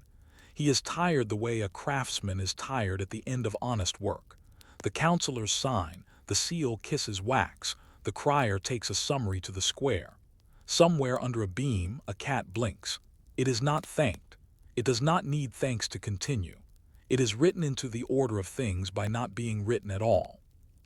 As you close the ledger, you are left with a quiet question suitable for the moment before sleep. When a community has succeeded in making a useful thing invisible, folded into duty, expected in outcome, unnamed in text, how does it keep sight of the conditions that make that usefulness possible, so that the next revision of the book preserves the cause and not only the effect? Story 3. The Pig of Falaise and the Fear of the Street. You arrive in Normandy by way of stone. Towers that keep their damp long after the sun moves, lanes that hold a gloss of mud even when the sky clears, and a market square whose flags answer more to the wind than to any royal emblem. Falaise looks like many towns of the 14th and 15th centuries, walls toughened by war, a castle that shadows the trade below, and streets wide enough for carts but narrow enough that neighbors speak from upper windows without raising their voices. You smell bread, tallow, fish scales, and something older that never quite leaves medieval towns, the breath of animals. Dogs nose gutters, chickens scratch in any dust that will let them, and pigs broad-backed, purposeful, and forever ready to root move where food and waste touch each other. The town does not find this remarkable. Pigs belong to the economy of scraps. Butchers produce offal daily. Fishmongers peel their trade clean and toss the rest. Household kitchens, stingy with leftovers, still make leavings. In an age before closed bins, before regularized refuse carts, before drains with grates, the surest way to keep rot from becoming scandal is to let animals work. Pigs are best at this. They carry, in their heavy necks and snouts, a municipal service the town budget could not afford. That is why laws that at first glance seem fussy about where offal can be thrown, how late the hollas may be swept, when butchers must carry refuse beyond the gate, are really about directing pig appetites away from where they embarrass the town. You stand where a crier would stand. He lists hours, warns against unsealed measures, and recites the rule, known by everyone and obeyed imperfectly, that pigs within the walls must be ringed. The ring is a small thing, a piece of metal fitted through the snout to keep rooting shallow. Without it, a pig can turn a patch of soft earth into a trench and a garden bed into a memory in minutes. With it, the animal still finds crumbs but does not plow. The law cares because streets are shared, and nothing makes a council look more foolish than spending money to relay cobbles only to see a herd undo the surface before the lime has set. The ring is a symbol of the kind of law this century prefers, practical, visible, and capable of being checked at a glance by a sergeant on a night round. The sergeant carries a staff, a badge, and a memory for repeat offenders. He does not debate theology with a pig owner. He counts rings and notes which Lane gathers swine too often. If he finds a man, it is less for moral failure than for failing to keep the street safe for carts, children, and men who must carry loads without tripping on newly turned earth. You know from stories told and retold that in Falaise in 1386 a sow killed a child. The bare outline is simple and brutal. A free-ranging pig mauled a small boy, and the town, in sorrow and fear, treated the creature as if it had a place in the hierarchy of fault. The sow was arrested, held in custody, tried in a secular court, condemned, and executed in a public ceremony that many later chroniclers remembered for its strangeness. Some accounts say the animal was dressed in clothes. Some engravings made long after the event show the sow in human garments, even with gloves on the forefeet, as if to underline the mimicry of human punishment. Whether every detail in those images corresponds to what the townspeople in that year actually saw, the logic behind the spectacle is not in doubt. The town made an example. Before you rush to judgment, you should do the dull work that the town itself had to do. Ask what arrest means when the subject is a sow, not a man. The officer must impound the animal. That requires a pound strong enough to hold a struggle, ropes that will not snap, hands unafraid to be near teeth that have proven strong. The town account book notes the hire of extra help, the repair of the pound gate, perhaps the purchase of new chain. Someone has to feed the captive, an expense charged to the town, or, if law permits and the owner can be found, to the keeper whose negligence allowed the animal to roam. The record of custody here is as much logistics as law. The next piece is jurisdiction. If the killing happened within the walls, the prévôt or bailey will claim authority. If on a lord's land abutting the town, the seigneur's court may assert its right. In practice, men care less about the nicety of jurisdiction than about who will act. Falaise had officers with experience enough to stage a proceeding. Municipal courts in such places were accustomed to dealing with animals indirectly through fines levied on owners for nuisance, through regulations about ringing, through impounding and sale when owners failed to claim creatures found wandering. To bring the animal itself to judgment was extraordinary, but it did not occur in a vacuum. The forms were ready: a complaint, witnesses, custody, sentence, execution. Execution is where the spectacle swells and therefore where memory lingers. The town hires an executioner if it does not keep one. Many did not. He travels from a larger center, won for some, con for others, paid a fee and given accommodation. He brings a method. Hanging is simplest with a heavy animal, because association with human punishment is part of the point, and because a scaffold can be rigged where the crowd can see. If you picture a hood, you have read too much of later theater. A chain and a beam suffice. Sometimes a mutilation precedes the end, the slitting of the sow's muzzle, or a blow to disfigure before the final penalty, meant as a moralizing touch that turns the animal into a cautionary illustration. Whether or not gloves were fitted to the forelegs, a tailor is paid for some kind of clothing in some tellings. At minimum, men with sense for show know where to place a gesture. What did the law think it was doing? Not discovering a soul in a pig. It was doing municipal pedagogy with borrowed solemnities. The child's death is a wound in the town's body, and the council needs to bind it with more than sympathy. By treating the sow as if it were within the reach of a form normally reserved for men, the court writes in large letters what its bylaws write in small: that animals in the street are not part of a harmless background, that keepers are answerable for consequences, and that the town has the will to place responsibility where it can be seen.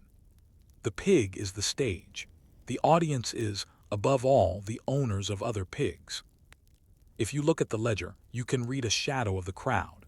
Fees are paid to men who set up the scaffold. A small payment goes to the beadle for keeping order at the execution. Compensation appears meager but meaningful for the family of the child. The executioner receives his due and perhaps an extra for travel. Nothing here is sentimental. The law, as always in these towns, records money spent to make order visible. When later writers dwell on the costume and the performance, they are not wrong to do so. The town's own accounts show how much labor and coin went into the lesson. Behind the stage stands the street. Why, you ask yourself, were pigs there at all, close enough to children to make such danger seem imaginable? Because the boundary between household and street is porous in this age.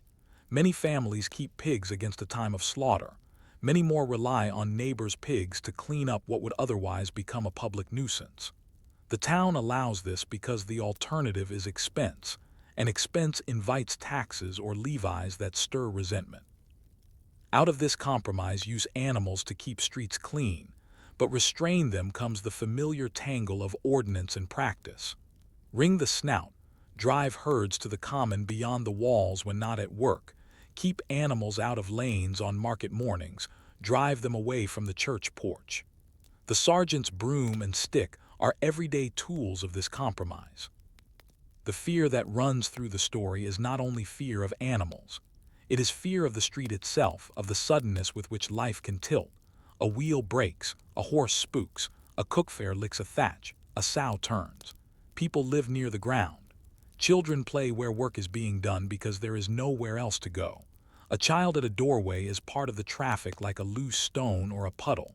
When the calendar turns toward feast days and the square fills, risk multiplies. The watch lengthens its rounds and, with entirely practical motives, chases pigs from the hollas and dogs from the porch. The whole shape of medieval urban governance, in seasons ordinary and in seasons backed by hunger or rumor, can be read as the slow disciplining of the street. Set the Falaise story beside this discipline, and you see it for what it is, an extraordinary performance built from ordinary pieces. The ring in the nose, the impound, the fine to an owner, the watch's patrol, the crier's voice, these are the town's everyday grammar. The trial is the shouted sentence that uses the grammar to make a point heard at distance. It is not the beginning of animal responsibility. It is a flare over a landscape already thick with responsibility distributed through households, guilds, and officers. What the flare illuminates for a moment is the human cost of permitting big bodies to move unchecked through narrow lanes. There is a theological shadow, yes. Preachers enjoy animals as emblems. A sow can become gluttony, a pig rooting where it should not becomes appetite unruled. But if you imagine that the court in Falaise proceeded from allegory to punishment, you miss the stump at the center, a dead child and neighbors who know the creature that did it. Medieval law reaches for allegory to justify to itself what it already feels in its bones. Something must be done in public to remind the town that the routine rules are a net, not a suggestion. Cats in the stories you have already heard live at the edges of this net, useful and tolerated in back rooms, chased from porches, invisible in statutes that prefer to measure outcomes. Pigs fill the net. They are heavy enough to buckle planks, strong enough to lift lids, omnivorous enough to threaten what people love most in their houses. The law treats them as a category and a hazard. You find this treatment in obsessively repeated clauses, about ringing, about driving herds through specified gates, about keeping swine from markets before the second bell, about fines for breaking new earth in lanes. The Falaise sow's execution does not create these rules, it thickens them. In the years after such a spectacle, officers enforce ringing more strictly. Councils feel justified in spending for a stronger pound. Neighbors are quicker to call for impoundment when they see a sow near a doorway. You feel tempted, as a listener from a later time, to ask whether anyone defended the owner.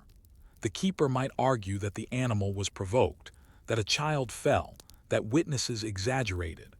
The court, however, is unlikely to indulge theories that loosen responsibility. The purpose is not to apportion metaphysical blame, but to set municipal expectation.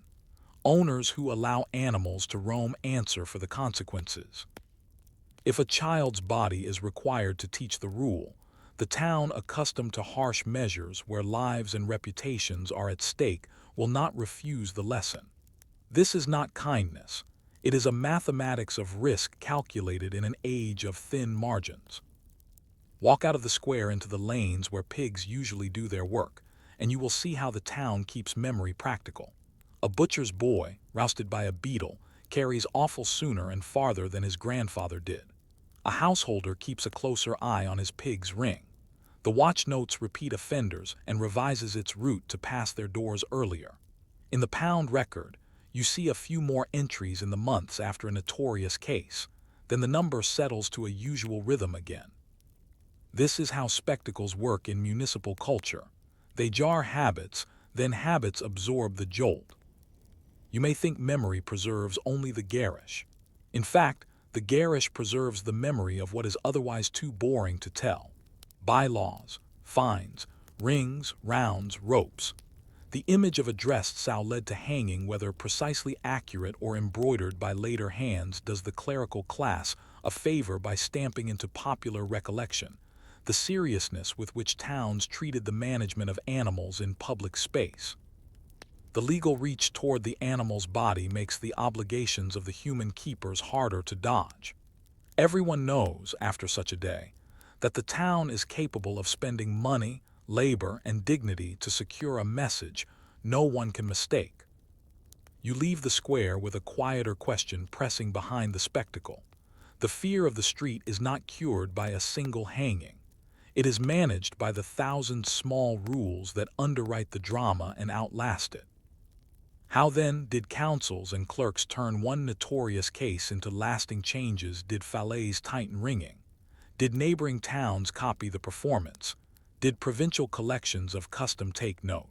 Or did the episode simply settle into proverb, while the routine instruments of order, pounds, patrols, and penalties quietly did the work? You linger in Falaise long enough to see what happens after a town spends dignity on a lesson. Spectacle is a flare. Administration is the daylight that follows. The next council meeting is not about metaphysics. It is about rings, rounds, and ropes. The clerk spreads the account book with the same unloved tenderness a mason gives a plumb line. He reads out what the hanging cost: the executioner's fee, timber for a makeshift gallows, hire of extra hands, a day's meal for men tasked with impound and guard, a small payment to the child's family, and wax for seals on the orders that moved all this along. Then he reads what the pound repairs will cost if they mean to prevent a repeat escape: a stronger latch, a crossbar, a length of chain. The bailiff nods. The sergeants who feel these things in their shoulders do not bother to nod. From costs the council walks to causes, and here the clerk's minutes become municipal catechism. The first cause is the old one: swine inside walls. Everyone knows why pigs are here: scraps that must be eaten and a budget that cannot afford a cart for every lane every day. The second is the ring. Not every pig is fitted, and some rings have been torn out. A ring through the snout is not a theory, it is a governor on damage. Falaise already has a bylaw, copied and recopied, that requires ringing and sets a fine. Now the council tells the watch to enforce that line as if it were new. They schedule a jour de visite, a day when sergeants will pass through quarters looking only at snouts. The beadle borrows a leather apron from a smith. Anyone who keeps a pig without a ring will pay the fine and submit to the iron on the spot. A hog ringer, there are men who make a living doing this from town to town, will be contracted for a week. The cost is put to the same page as the gallows would. Prevention and theater share the ledger. You follow the sergeants on their rounds and discover that fear of the street is mostly about edges. Men who keep pigs argue that their animals do not wander. Neighbors insist that the lanes do not care who owns the hooves that churn them. A sergeant taps a snout with his staff. A ring glints or it does not. Arguments die on metal. Here the law's taste for visible compliance shows its genius. No sermon, no lecture, just a check at a glance. Those who resent the fine still submit because the check is quick and the remedy immediate. By late afternoon, the town's pigs are newly ironed. The air carries the smell of singed bristle, a harsh incense for a practical ritual. Rings are not the only edge the council trims. They look at hours. Most trouble happens at transitions: market opening, school letting, workday ending, when bodies cross and attention is divided. So they set gate times more strictly for swine drives. Pigs must be taken beyond the walls to the commons before the first bell of market and may not re-enter until the second bell after noon. The sergeants adjust their routes to stand at specific gates at specific hours. The watch captain keeps a slate with chalked ticks for herds counted out and counted in. No one pretends this is elegant. It is just the difference between streets manageable by broom and streets that swallow shoes. You expect the church to contribute admonition, and it does, but with a tone the chapter has learned from long entanglement with markets.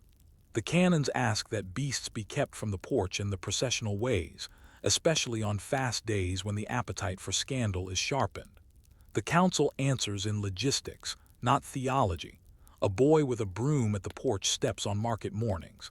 A second pass of the watch after the third bell. The minutes record the arrangement in one line. The effect in practice is 3. Fewer scraps to invite animals. Fewer animals to invite complaint. Fewer complaints to force the council into gestures it prefers to use sparingly. Fear of the street is turned into a schedule. As news of the sow's execution travels, you see how examples move without newspapers. A peddler carries the story to Cannes. A pilgrim repeats it at a supper in Argenton. A clerk copies a few lines into a compilation of curiosities. Neighbors do not need exact detail. What matters is the broad shape. A town that paid to hang a sow and made a point of it. The rumor does what rumors do well. It exaggerates the symbolic gloves on the forefeet, a cap on the head, and compresses the administrative. The ledger's dull lines are forgotten. The image remains. Yet even through distortion, the lesson is legible to other councils. They do not plan their own spectacles. They revisit their bylaw on ringing and remind sergeants to impound first and argue later. Example here works by inoculation. A town that has seen or heard of a spectacular penalty resolves to make the smaller enforcement reliable so that it need not buy a dress for a pig. You ask yourself how far the memory travels into parchment. Provincial redactions of custom, those careful texts compiled after the royal ordinance of 1454, asked every region to set down its law, rarely dignify animal trials with entries. They prefer generalities. Keepers are responsible for animals. Animals must not be allowed to damage neighbors. Impound fees and sale after delay. Fines for unringed swine in towns that require rings. The example of fallets surfaces instead in comments and glosses in the marginal hands of later readers. In F, a sow condemned for killing a child. The gloss is not a rule, it is a reminder of stakes. The rule remains boring: ring the snout, keep the lanes passable, pay if you fail. There is a trade in enforcement, too. Hogringers move along the river valleys, men with tongs and iron, and a knowledge of where to stand to spare themselves the animal's jerk. They are hired by councils after a scare, and again when fines accumulate unpaid. Swineherds who drive animals out to pasture beyond the walls learn to keep better count, because a town newly stung is less patient when a pig returns unaccounted for. Pound keepers, often despised for the stink of their charge, have a better year. Their fences are mended, their gate pins are replaced. The economy of after is a chain of small contracts. What of owners? You hear their side in the noise of the lane. A man who feeds a pig on scraps thinks of winter meat and small savings. He resents the ring and the fine as an attack on household autonomy. He does not see the street the way a council sees it, as a commons of risk, until a sow kills a child. Then his wife pulls at his sleeve and tells him to keep the animal in the yard, and he complies because memory has turned a general rule into a personal precaution. This movement from ordinance to habit by way of a vivid case is how medieval towns govern without much staff. The sergeants write few tickets, neighbors write reminders at doorways. Place the fallets episode among other animal proceedings, and you see a spectrum of municipal pedagogy.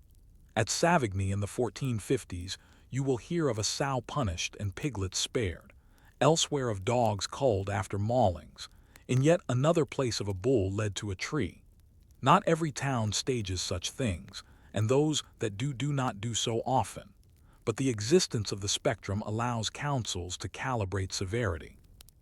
In a year when rings and rounds suffice, the pound is busy and the scaffold idle. In a year when rumor coils tight around the streets and a death is fresh, the scaffold becomes a lectern. Nothing in this is consistent except the desire to keep lanes safe enough that bread and bodies move without fear. With your ear tuned to dullness, you step into a council debate that would put most listeners to sleep and therefore matters. Measure. The watch captain has noted that many injuries happen where carts must grind a rut to water or to the tanner's yard. The solution is not law, it is surface. The council diverts a small sum to lay planks at one soft stretch, to raise a curb where wheels jump into footways, to set a beam where pigs have learned to push at a gap. Material adjustments do more than penalties to tame a street. The ring in a snout prevents rooting. A board prevents rooting from mattering. You think, perhaps, of how modern cities add bollards and bumps. The language has changed. The method has not. The guilds notice the mood and adjust their diligence. Butchers, under suspicion whenever blood and bone enter the street, hire a boy to carry offal beyond the walls twice a day instead of once. Fishmongers cut their scraps smaller to make them less tempting and dump them further along the ditch. Men who sweep acquire pride. Their elbows do more government than the bailiff's seal. In the baker's lane you see a different adjustment. Shutters closed lower, lids replaced more quickly, apprentices scolded for crumbs that once would have drawn only eye rolls. If the specter of a sow in the square frightened anyone, it was the careless. Fear of the street makes a craft cleaner. Beyond town, the forest hears the echo in its own tongue, pannage. In autumn, swine are driven under mast to fatten on acorns. In these months, fewer pigs press the lanes and the town breathes easier. Lords and abbeys who sell pannage rights balance their books. Swineherds sing to keep the herds together. But in years when mast is poor, more animals stay within walls longer and tensions rise. The council, which cannot command acorns, commands hours and iron instead. In this you learn the main grammar of medieval urban policy. Where providence is stingy, regulation is busy. Not every officer welcomes the labor of enforcement. A sergeant complains under his breath that he joined the watch to stand at tavern doors at closing, not to wrestle swine and count rings. The captain reminds him, in a sentence that doubles as a philosophy, that order is what you do in the daylight so that nights are bearable. If pigs are managed, drunks stagger into fewer snouts. If streets are firm, carts tip less and fights about blame cool sooner. Even the taverns prefer ringed pigs, though no ordinance says so. Law is not a separate life. It is a habit that lowers the temperature of everything else. You wonder if the Parlement of Paris, so slow and grand compared to towns, ever noticed such cases. It did, but in the bland way of higher courts. When a jurisdictional quarrel arose, seigneurs court versus municipal officers, or when a procedural point was appealed.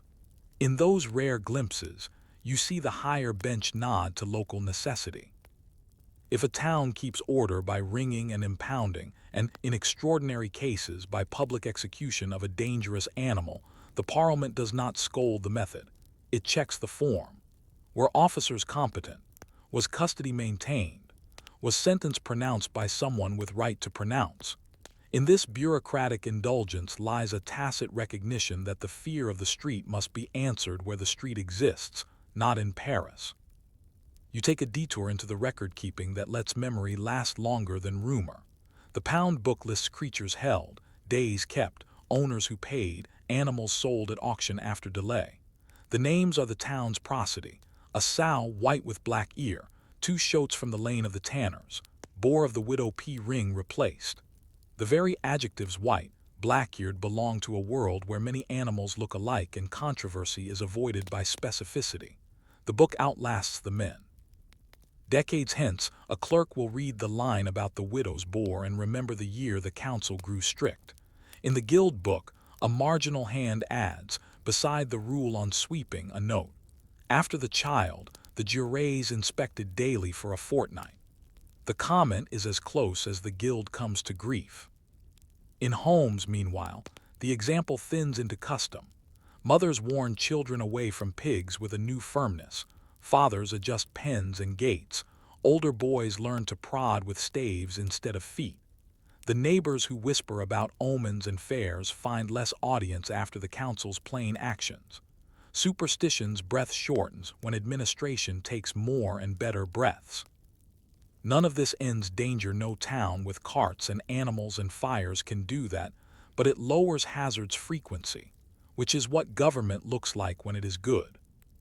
You will be told in later centuries that animal trials were the froth of a credulous age. You have seen enough to know better. They were rare escalations in a culture that spent most of its energy on small management. The Falaise Sow's Day in the square taught nothing that bylaws had not already said. It merely sang the verse everyone knew in a higher register. After the song, the town returned to its prose. Rings fitted, rounds adjusted, pounds repaired, gates scheduled, scraps removed. If there is a lesson to take forward, it is that spectacle is most useful when it chases you back to routine. Set your ear to the ground one last time before sleep, and you may catch a different rhythm beginning. Printed books of customs circulate more easily in the 16th century. Officers learned to borrow phrases instead of inventing them. Provincial parliaments regularize tones. The appetite for staging animals wanes as bureaucratic appetite grows. You do not need to hang a sow if every householder knows that a missing ring costs a predictable fine and a night's impound, and if the watch actually collects both. The example remains in woodcuts and in the mouths of travelers. The practice settles into ledgers. This is the quiet modernization that does not feel like a revolution, a thicker paper state woven through pig lanes. You are left on a corner where three lines meet: the memory of a dressed sow, the practicality of iron through snout, and the never-ending work of men with brooms. The question waiting for you at the next turn is not whether the spectacle was just. Medieval towns were not trying to be modern about justice. It is whether the investment in theater bought enough obedience to lower the muscled risk that prowls every narrow street. And more deeply, whether the story hardened into useful custom or into mere anecdote for pamphleteers who loved strangeness more than safety. You return to Falaise not in the heat of a crowd but in the weather of errands. Years have passed. The streets look the same if you glance: stone, puddles, shutters, but they behave differently if you watch. A boy pushes a cart along a curb that is no longer a soft lip of earth, but a shallow rise of stones set with an insistence on neatness. A swineherd calls to his animals at the gate rather than in the market lane. The crier's bell is still a bell, but his list is now more often schedule than scold. Rings to be checked on the first Monday of each month in 2 quarters. Pigs to be driven out before the first market bell and returned after the second. Pound fees to be paid before sunset if owners wish to avoid auction. The town has done what towns do best after a shock. It has turned the memory of a single day into habits that make days like it less likely. You test the softness of memory by looking for it where exaggeration cannot thrive, in books that were never meant to be read for pleasure. The pound register is dull and therefore honest. The decade after the sow's execution shows a rise in impoundments for ring wanting, then a tapering as compliance becomes routine. Sow of J, ring replaced in street by Smith, one line says, as if the animal were a bucket with a missing handle and not a creature that can split skin with a toss of the head. Boar of the widow L taken at the porch, released on payment, reads another. Here is calm repetition: seize, note, return, sell. The bookkeeping endures because it is balanced. Men who pay get their animals back. Men who do not see them sold after a lawful delay. Everyone understands the cycle. In the council minutes, spectacle shrinks into procurement. The entries speak of small purchases that outweigh grand statements. For iron rings, 2 dozen. For a length of chain for the pound gate. For planks to lay at the mire before the tanner's lane. For chalk to mark weights at inspection. Ropes and planks do more to quiet a town than proclamations. The council's appetite for theater has not vanished. No officer forgets the power of a crowd's attention. But the line of least resistance now runs through maintenance. If a plank keeps wheels out of a rut, the watch need not argue about who made the rut. If rings are present, the sergeant does not have to improvise firmness in a narrow lane. In the guild books you read an echo that would be easy to miss if you did not know to look. The butchers, accustomed to suspicion, record a double carrying out of offal on market days for a year after the hanging.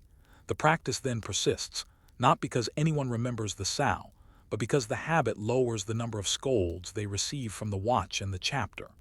Fishmongers tuck a small phrase into their bylaws: refuse to be hewn fine and removed. That turns a lesson into a routine chore. The bakers, whose cats you have learned to notice as part of their quiet defenses, spend their diligence on shutters and lids, at all times covered, lest vermin be drawn. The word vermin is a category that includes appetite on hooves. You can feel the town folding animal management into cleanliness rather than accusation. The church's memory is different. The chapter's register marks a donation for a requiem for the soul of the child taken by a sow, and another line, a year later, that gives the child's mother a small alms at Candlemas. The register is not a newspaper. It is a reminder to itself of promises made and kept. Charity is municipal policy in the grammar of devotion. The child's name appears where ordinances do not tread. If you are looking for the human center that laws orbit, you find it here. A recurring entry that says, without comment, that grief was recognized with coin and prayer, and that memory is also a duty. You follow a hogringer for a week. He is not a citizen. He is a tradesman who lives between towns like a joint in a body. He carries iron, tongs, and the kind of patience that can withstand cursing without listening. He is paid by the job, sometimes by the council when a campaign of enforcement is declared, more often by owners who dislike him and pay him anyway.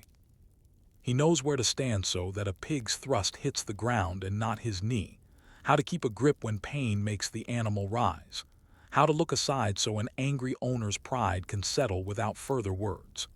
He is, in a way, a low officer of prevention, and the town's commitment to him signals that it intends to fight fear with fittings rather than with flares.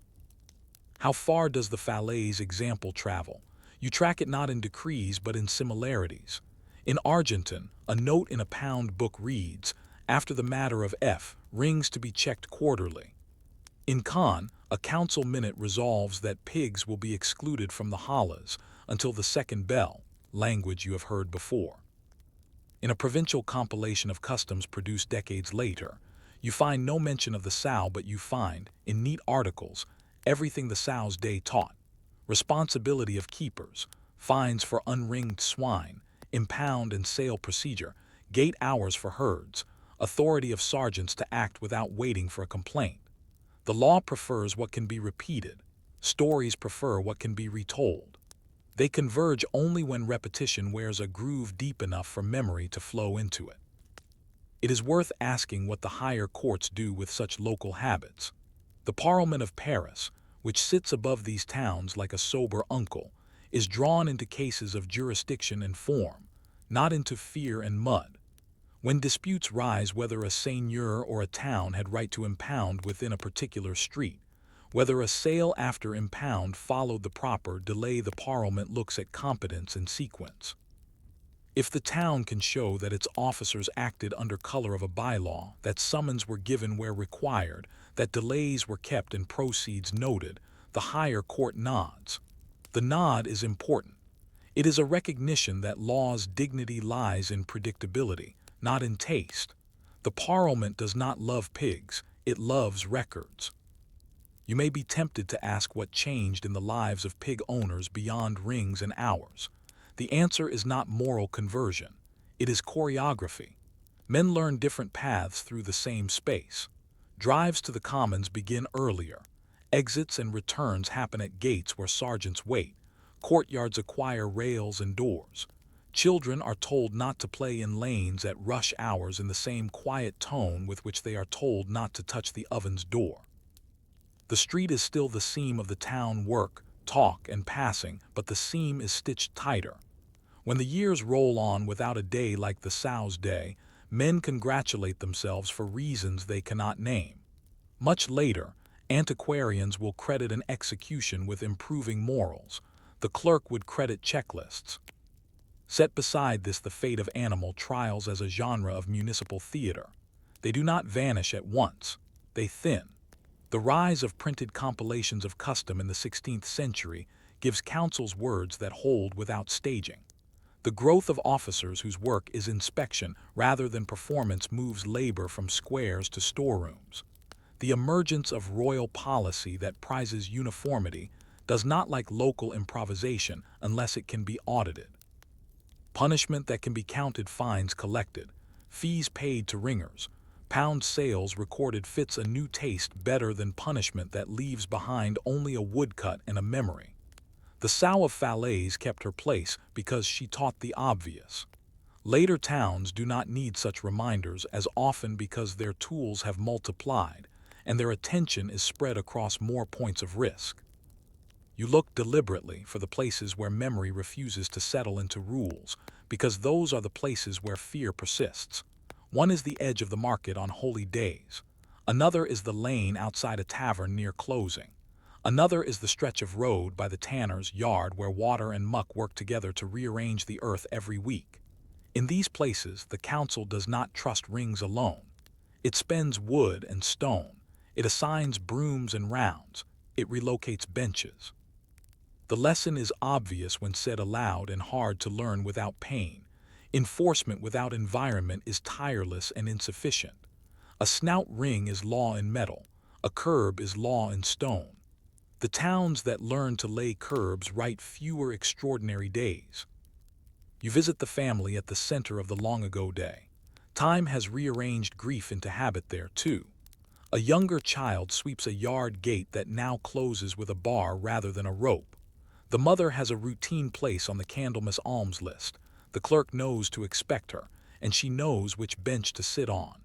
The father walks past the pound more often than he needs to, as if spacing his route with reminders. No ordinance captures these motions, but they are laws shadow the behavior of citizens made likely by what councils choose to notice and to finance. If there is dignity anywhere in this story, it is here in repetition without bitterness. It is tidy to say that cats and pigs divide into moral categories, cats as prevention that disappears into order, pigs as hazard that draws law's attention, but it is more accurate to say that cats attach to storage and pigs attach to streets. The town's two main anxieties, bread and movement, assign the animals their roles. Cats lower loss where grain waits. Pigs threaten order where bodies cross. The town does not love or hate either creature. It manages them according to the surface under their feet. From that angle, the Falaise sow and the granary mouser belong to the same picture. Both are instruments in a municipal arithmetic of risk that is sentimental only in sermons. You might wonder whether all this attention to rings and rounds made towns colder. It did something else. It made trust cheaper. Before habit, a neighbor's pig is a promise you have to interpret. Will he watch it today? After habit, a neighbor's pig is a ring you can see and a fine that will be collected if you do not. Trust that must be negotiated every hour is exhausting. Trust that is built into objects and schedules frees people for other work. In this light, the Falaise Day is not a story about medieval credulity. It is a story about a community buying, at some cost to its nerves and purse, the right to be bored again. Cross the river in your mind to a port town and you will see the same logic at a different scale. A ship that keeps a cat in a clean hold is hired first. A barrel properly stowed is a curb in wood. A tally copied legibly is a ring in ink. The names shift, the gestures do not. A state that grows by paper prefers levers it can count. The animal trial fades because it is hard to count. Rings and fines endure because they fit columns. The dignity of law, in this age and in the next, turns out to be a ledger's dignity more than a platform. Before you leave, stand once more at the crier's corner. He reads a notice you have heard in different words many times. Owners of swine shall keep them ringed. Sergeants shall impound those unringed. Pigs shall be driven out by the first bell and may return after the second. Offal shall be carried beyond the gate by the close of market. No beasts at the porch during hours of divine office. No phrase is beautiful. Every phrase is a handle someone can grasp. The crowd does not murmur. A cat threads through ankles toward the smell of fish. A pig shuffles in a yard. A sergeant rubs chalk from his fingers. The town is a machine of small parts, and fear is managed by friction reduced. You leave Falaise with a question that is not dramatic enough to be carved on a stone, but is heavy enough to follow you into quieter stories. If a community can convert a day of horror into a calendar of maintenance, what keeps it renewing the calendar when the memory grows faint? What ensures that the next clerk will still buy rings, still lay planks, Still pay the boy with the broom so that safety does not depend on fresh pain to be remembered. Story 4. Witchcraft and Whiskers Parish Notions of the Familiar in the 15th Century. You enter the parish by the church porch, because that is where most late medieval stories begin, not in castles or courts, but in the place where weather and worship share a roof edge. The porch is half sanctuary, half street. Notices are nailed here, indulgences read here, quarrels cooled here. On feast days it is crowded. On ordinary mornings it is a corridor of errands. A woman bringing eggs to a godmother, a man bargaining for a borrowed plow, a boy lingering for the crier's bell. Cats cross it as they cross everything else that smells of food. They are not invited, and they are not surprised to be shooed. They know where refuse lies and where doors stay open long enough for a quick inspection. You stand in this traffic and you listen for the word that will be your guide: familiar. The word is not yet a crisp legal category in your century. It is a parish word before it is a jurist's word. It means, in the mouth of a neighbor, an animal that keeps company with a person suspected of troubling the order of things. It means, in the sermon of a cautious priest, a creature through which temptation can be imagined a sign, a symptom, an occasion of sin. To a demonologist writing in Latin at a university desk toward the century's end, it will harden into a term in a vocabulary of pacts and services. To a beetle, it remains something he recognizes with his broom. Animals where they ought not to be, at hours when people say they should be asleep. Between these registers, gossip, sermon, tract, patrol your cat acquires meanings. Start with parish time. Rogation days draw the priest and people out in procession around the fields. Fasts punctuate the week. Vigils pull bodies into night prayers. The calendar is an engine of movement and crowding. In these movements, the churchwardens, fabricians, margoliers keep accounts that read like municipal diaries with candles. They purchase wax, mend benches, adjust bell ropes, hire men to sweep the porch before major feasts, and sometimes pay a beadle to keep beasts from the stoop and the steps. The entries are small and unsentimental: for a broom, for lime to whiten, for nails to secure the chest. You notice that the accounts never mention cats by name. They mention offenses that cats commit when people are careless with scraps. You also notice that in the same books there are payments for prayers against tempests, for ringing the bells in storms, for masses when sickness grows near.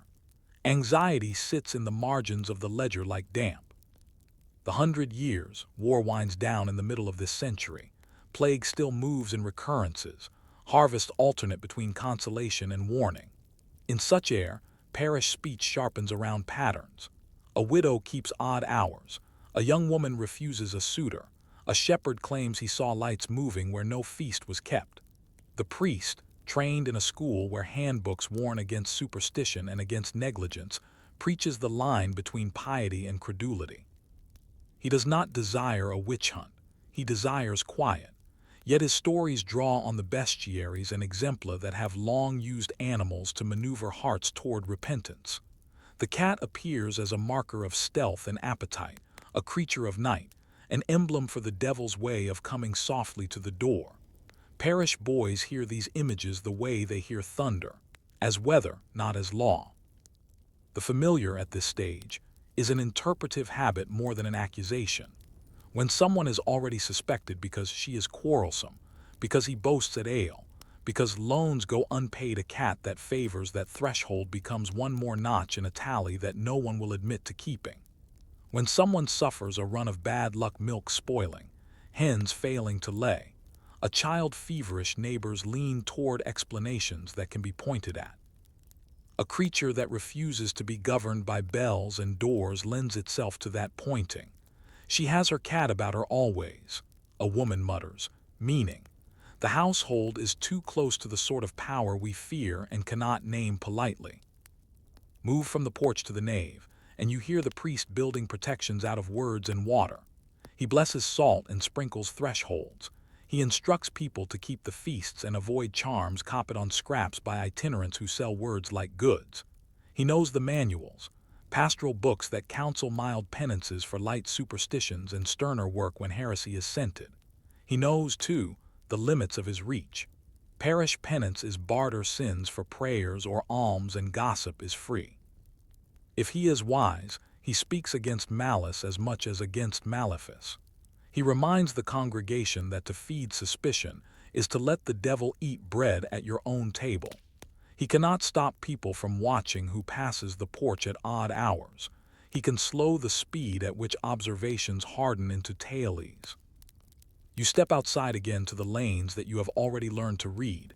Baker, butcher, granary, fishmonger, the sweep of the watch, the pauses where scraps collect.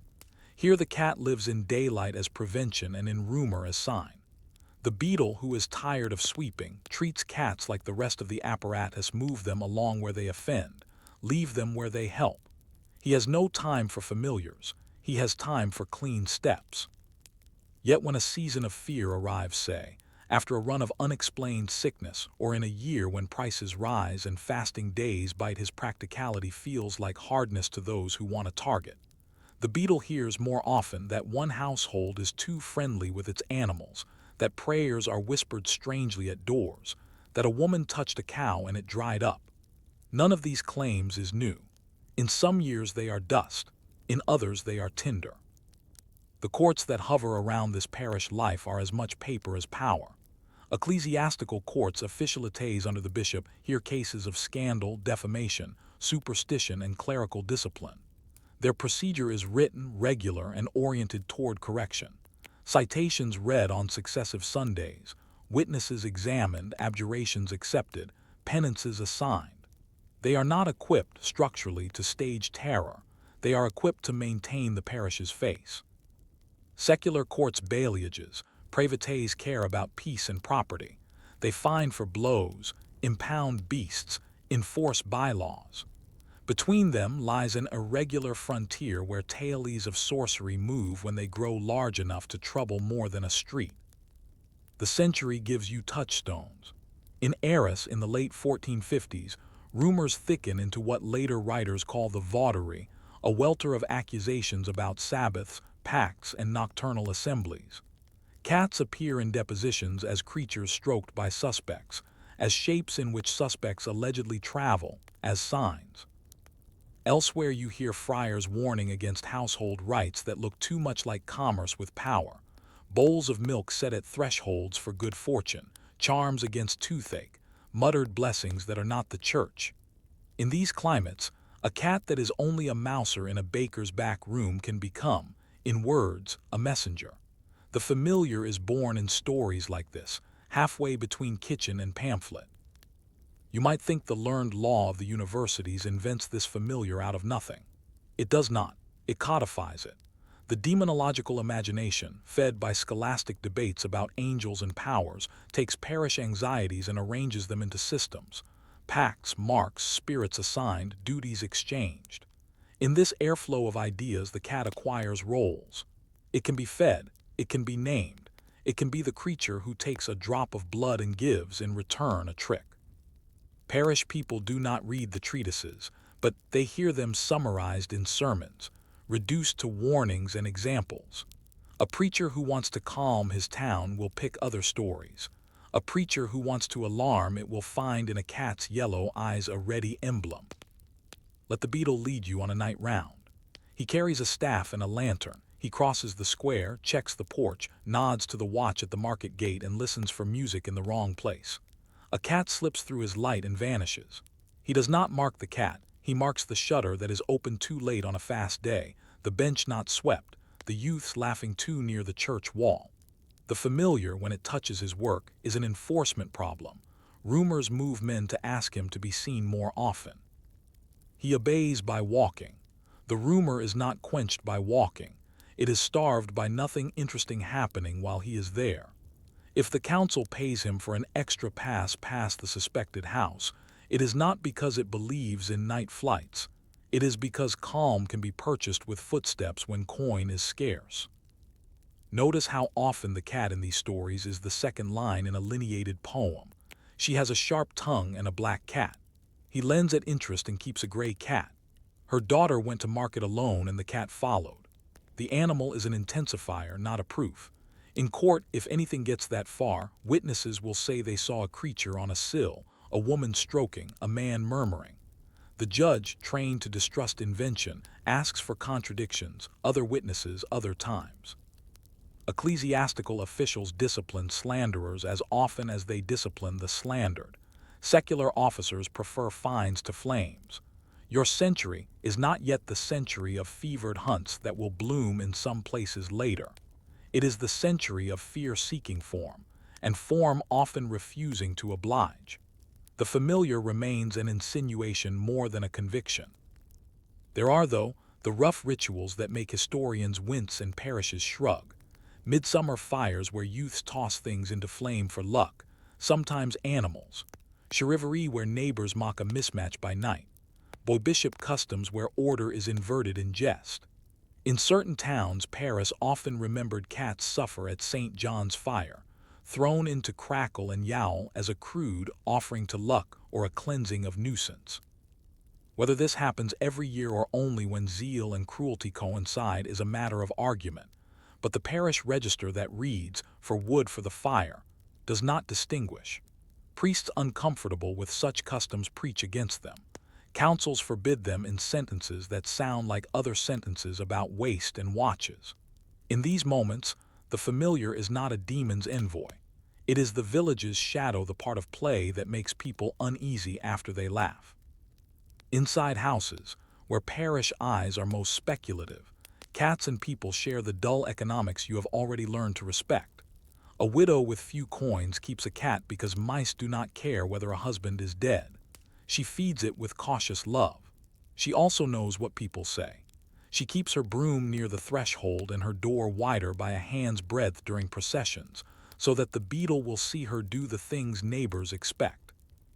She ties a sprig of blessed herbs to her lintel after rogation because everyone does. Survival here is choreography, being seen to keep order in the approved ways so that one's necessary deviations are not noticed. If you are waiting for one notorious case to anchor the century, you will have to be content with clusters of rumor and a few proceedings where animals are props in human trials.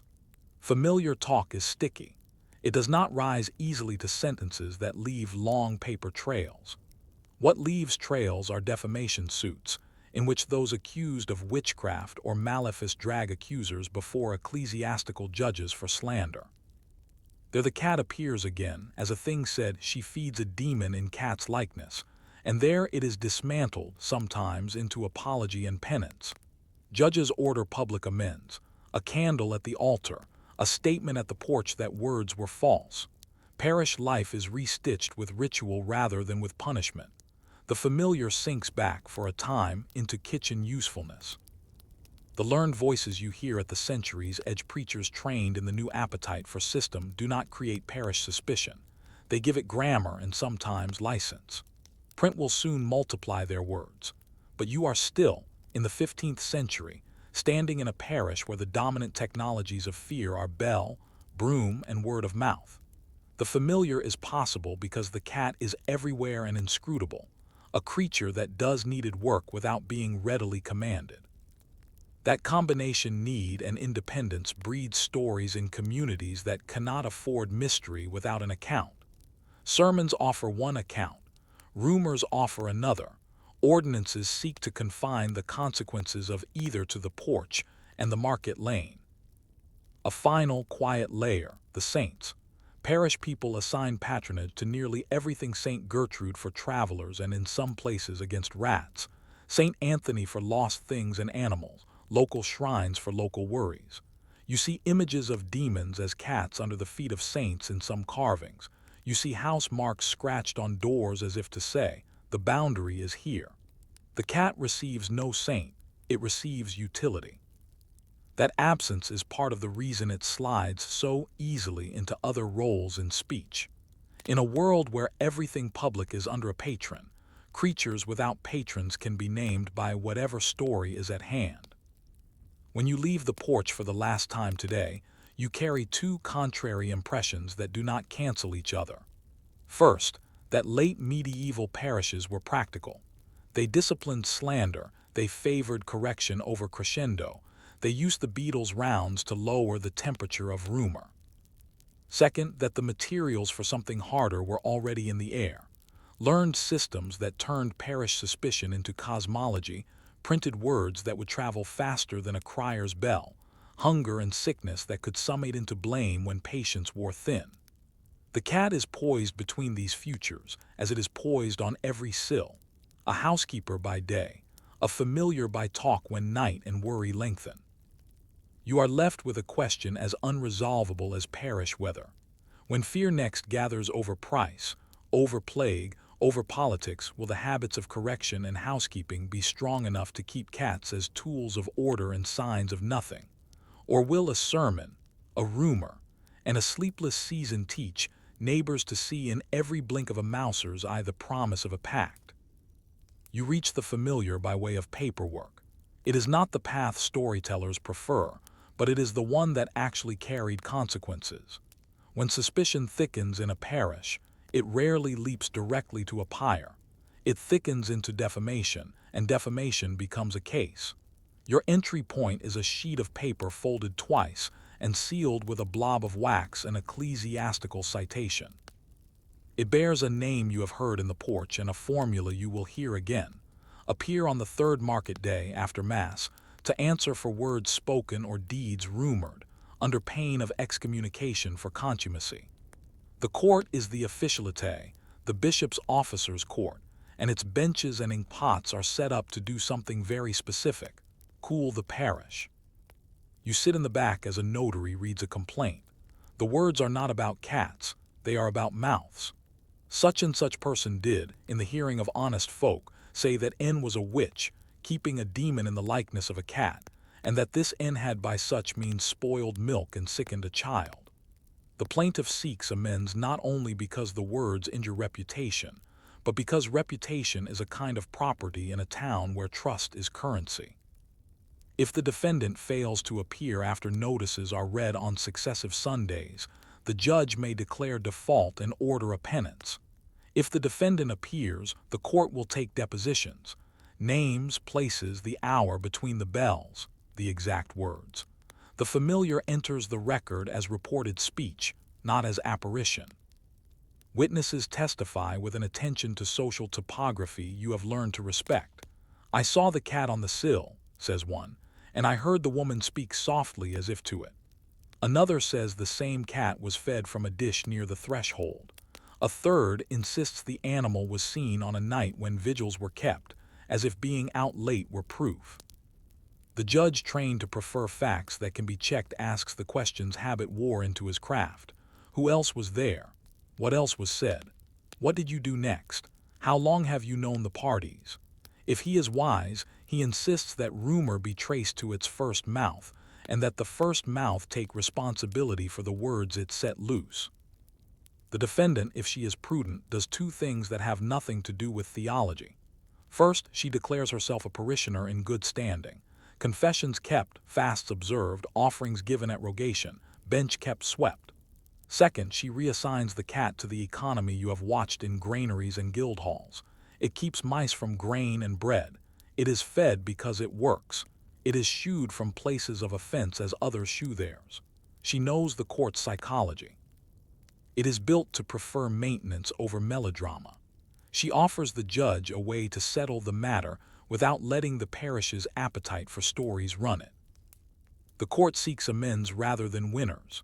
An ideal outcome is a public retraction. The slanderer stands at the porch and says the words were false, offers a candle to the altar, perhaps embraces the defendant to show peace. The judge pencils the penance in language that echoes accounts. Small coin, visible gesture, the parish made to see that a quarrel has been measured and contained. The familiar is not disproved by metaphysical arguments.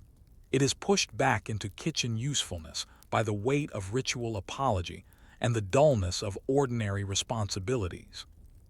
Not every case follows this neat arc. In a season of scarcity or after a rash of sickness, witnesses multiply, and with witnesses come stories hardened by repetition.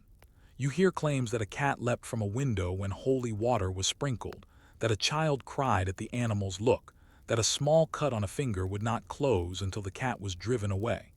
These are parish ways of giving shape to fear. The judge responds by insisting on sequence and contradiction. Was the water blessed? He asks, who saw the leap beside you? Did the child cry before or after the prayer? A deposition is a sieve. Enough passes through to satisfy gossip, enough is caught to keep it from becoming law. There are times when ecclesiastical patience is outpaced by secular nerves. If a cow dies and a rumor swells that someone bewitched it, the bailey may be asked to intervene for the peace. His instruments are fines for breach of the king's peace, not sentences for heresy. He calls the parties, hears witnesses, and prioritizes the street. You will not gather a crowd at her door, he says. You will not name which in the lane. He has no appetite for drama because drama is expensive. Men must be paid to keep order, and damage to shops in a riot is an accounting problem as well as a moral one. If the bailey and the official coordinate, they do so with an agreed fiction. The church will correct souls, and the lay court will correct tongues and hands. You leave the hearing for a walk with the churchwardens, men whose books are a parish mirror. They show you expenditures that rise when fear rises. More brooms for the porch, more lime to whiten walls, a new latch for the sacristy door, extra candles for evening prayers in this season. They also show you lists of small alms, quietly given to those most likely to be targets: widows, women whose husbands have gone to war, families sheltering a sick child. Charity here functions like a municipal policy. By relieving need, it lowers the motive to seek explanations in malice. The warden's logic is not sentimental, it is statistical. Fewer hungry people, fewer witch stories that stick. The sermon is your next stop. The priest, who owns a shelf's worth of pastoral manuals, chooses his tone deliberately. He can preach with thunder bestiarial cats and the devil's stealth, the dangers of night words with night creatures, or he can preach with lists, commandments that apply to gossip, penances for slander, reminders that the devil is as much a divider of neighbors as a possessor of beasts. In towns you have already learned to respect for preferring sweeping to spectacles, the wiser priests choose lists. They do not deny the existence of malefice. They shrink its opportunity by sanctifying the habits that keep streets and talk clean. Your eye may drift toward the late-century learned voices that want to systematize what parish people feel. A university cleric writes a tract describing pacts, marks, and assigned spirits. A preacher with a taste for stories reports confessions gathered under authority in another city. A printer in a larger town gives these words legs. The tract speaks of cats as companions of witches, as shapes taken by demons, as evidence that power flows in forbidden channels. These words are not lies.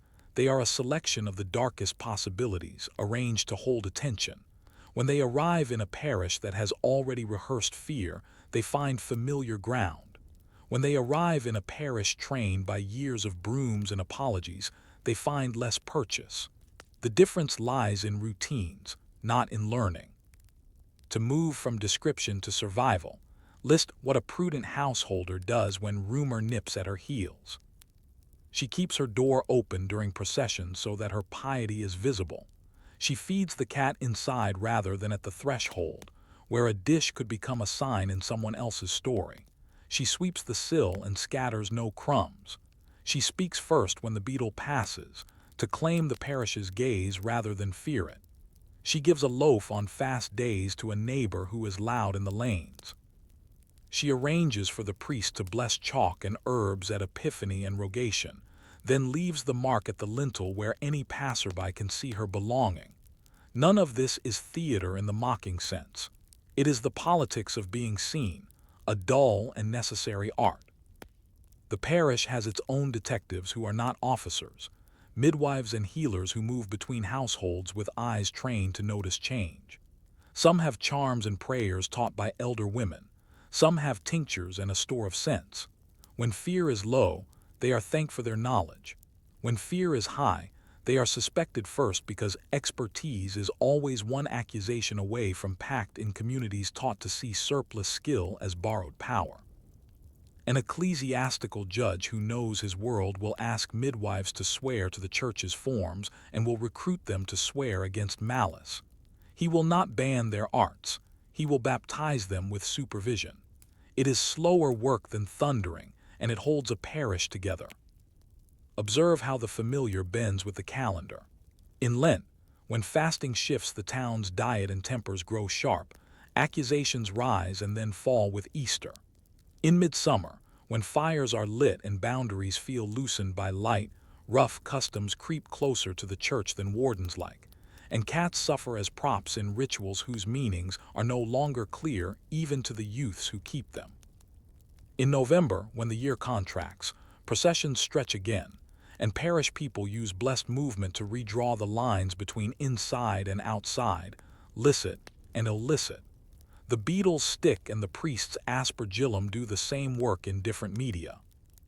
You will have noticed that secular and sacred strategies converge on the same few devices: predictability, visibility, proportion. The parish prefers rules that can be enforced by sight: a lid, a broom, a door open at the right hours.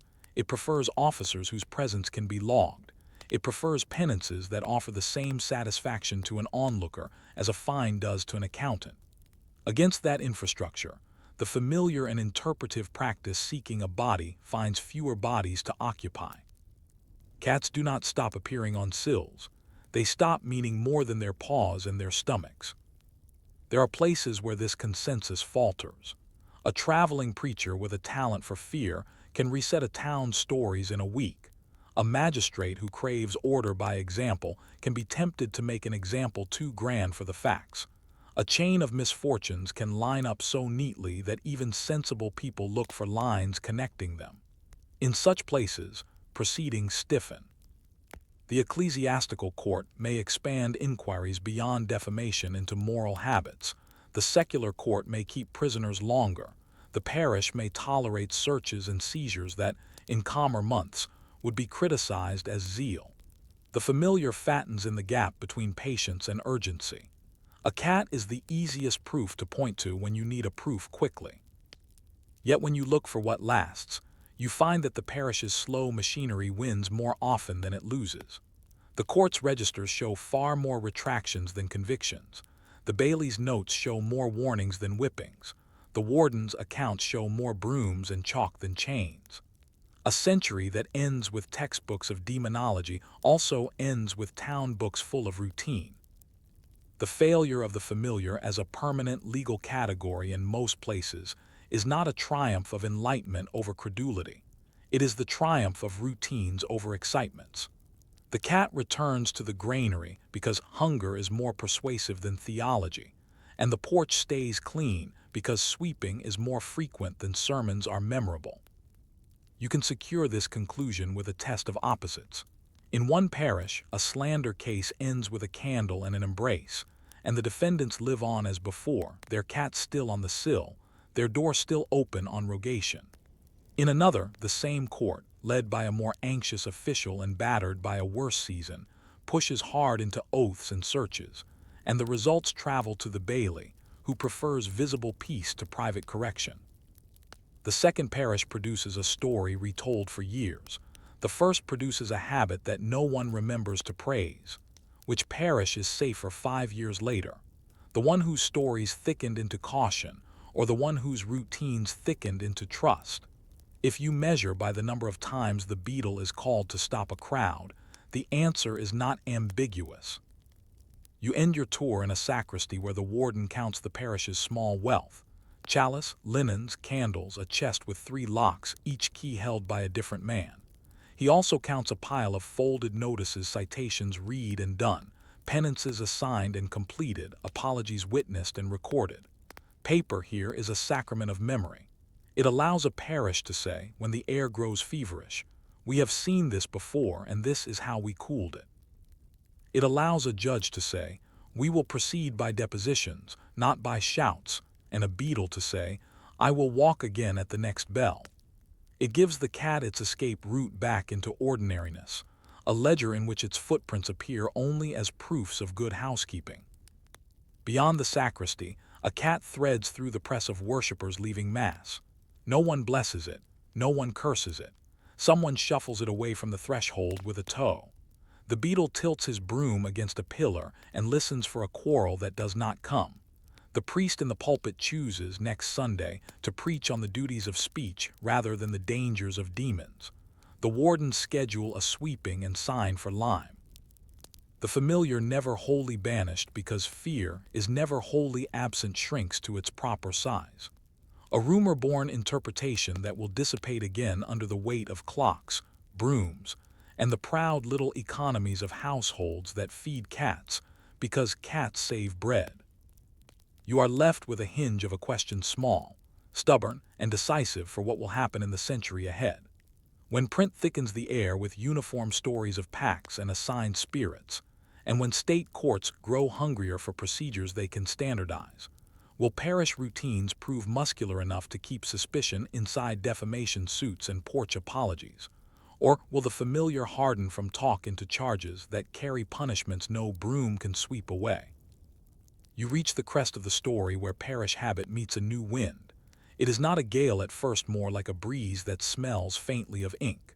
The printing press does not arrive in your lane with trumpets. It arrives as a book that someone brings from a larger town, a booklet tied with string, a sermon outline copied cleanly enough that a priest who likes order smiles when he sees the margins. Pages do what criers and preachers do, but in a way that never tires. They repeat. In repetition there is comfort, and in repetition there is also danger, because words that travel farther than a voice can outrun the local sense that normally dampens them. You notice the change in small ways. A friar passes through who carries not only stories but quotations. He cites a tract that lists pacts and signs as if they were a litany. He names animals, cats among them, as instruments of commerce with the enemy. He speaks with the authority of a page. Parish people listen politely at first. He is a guest, but the words do not disperse like smoke when the sermon ends. They sit on tables beside loaves and on benches beside cloaks. They are discussed the way prices are, as if they were facts that can be checked against the walls of a particular house. The ecclesiastical court feels this weight before anyone else. Defamation cases grow a little stiffer. Depositions include phrases that sound learned in a mouth that does not normally speak them. Mark, compact, spirit in the likeness of a cat. The judge, who has spent decades cooling parish tempers with penances and porch apologies, hears a different cadence.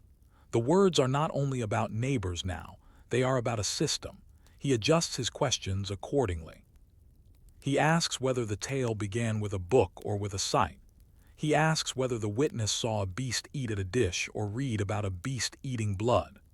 The paper is not on trial, but it is present, and procedure, which has always depended on sequence, now tests sequence in literature as well as in lanes. You take a day to reread the heiress business, the cluster of accusations and confessions in the late 1450s that later writers will call the vaudery. In those papers, cats appear the way they do in sermons and stories, as nightly companions, as shapes used to travel, as living proof that a suspect has help. You also read the coda that many forget to mention. Higher courts grow skeptical. Some convictions are reversed. Confessions are questioned. Depositions dissolve under the ordinary pressure of contradiction and recantation. What stays with you is not the fever but the cooling, how a system predisposed to caution reasserted itself after a season of credulity, and how the parish, with its habits of brooms and apologies, gave the higher courts something to recognize as normal. Still, you do not romanticize the parish. Routines can be overrun. In a year when prices rise, bells ring more often for the sick, and a traveling voice rehearses the new printed grammar of fear. Suspicion may outpace the slow machinery of depositions. You walk one such season with a beadle whose lantern light becomes part of the village weather. The watch is ordered to make extra rounds for quiet. The wardens buy more lime and candles in this time. The priest, tempted by the ease of thunder, chooses lists instead: sins of the tongue, obligations of neighbor love, penances that can be seen and finished. The court issues citations with tidy regularity. The bailey warns against crowds. The parish leans on the furniture that has served it elsewhere. visibility, predictability, proportion. A case begins that looks like many others until you linger. A woman, call her Marguerite, keeps a cat that everyone knows. It is a mouser with a streak of gray on its tail and a taste for sleeping on the sill above a warm oven. For years, no one has minded. In the lean season, with a friar's words still lively in ears, neighbors speak more sharply when milk sours and a calf dies. The familiar that once lived as insinuation now has footnotes. She feeds it from a dish, one says, and I have read that such creatures require blood. The animal watches, says another, and it does not fear the holy water. The words have traveled from book to mouth and back to paper in the notary's hand. The officialite does what it knows. It sends citations, it takes depositions, it asks whether anyone saw more than feeding and watching. The judge listens for sequence again.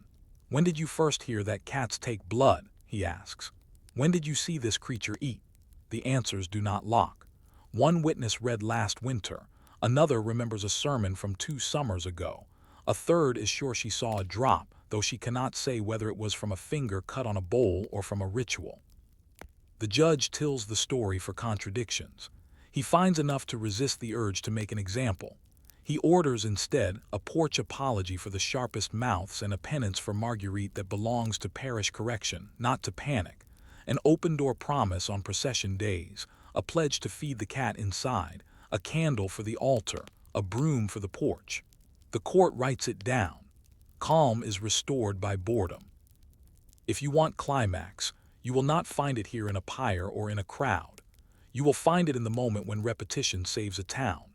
The beadle makes his extra rounds and finds nothing to write. The warden's lime brightens the porch.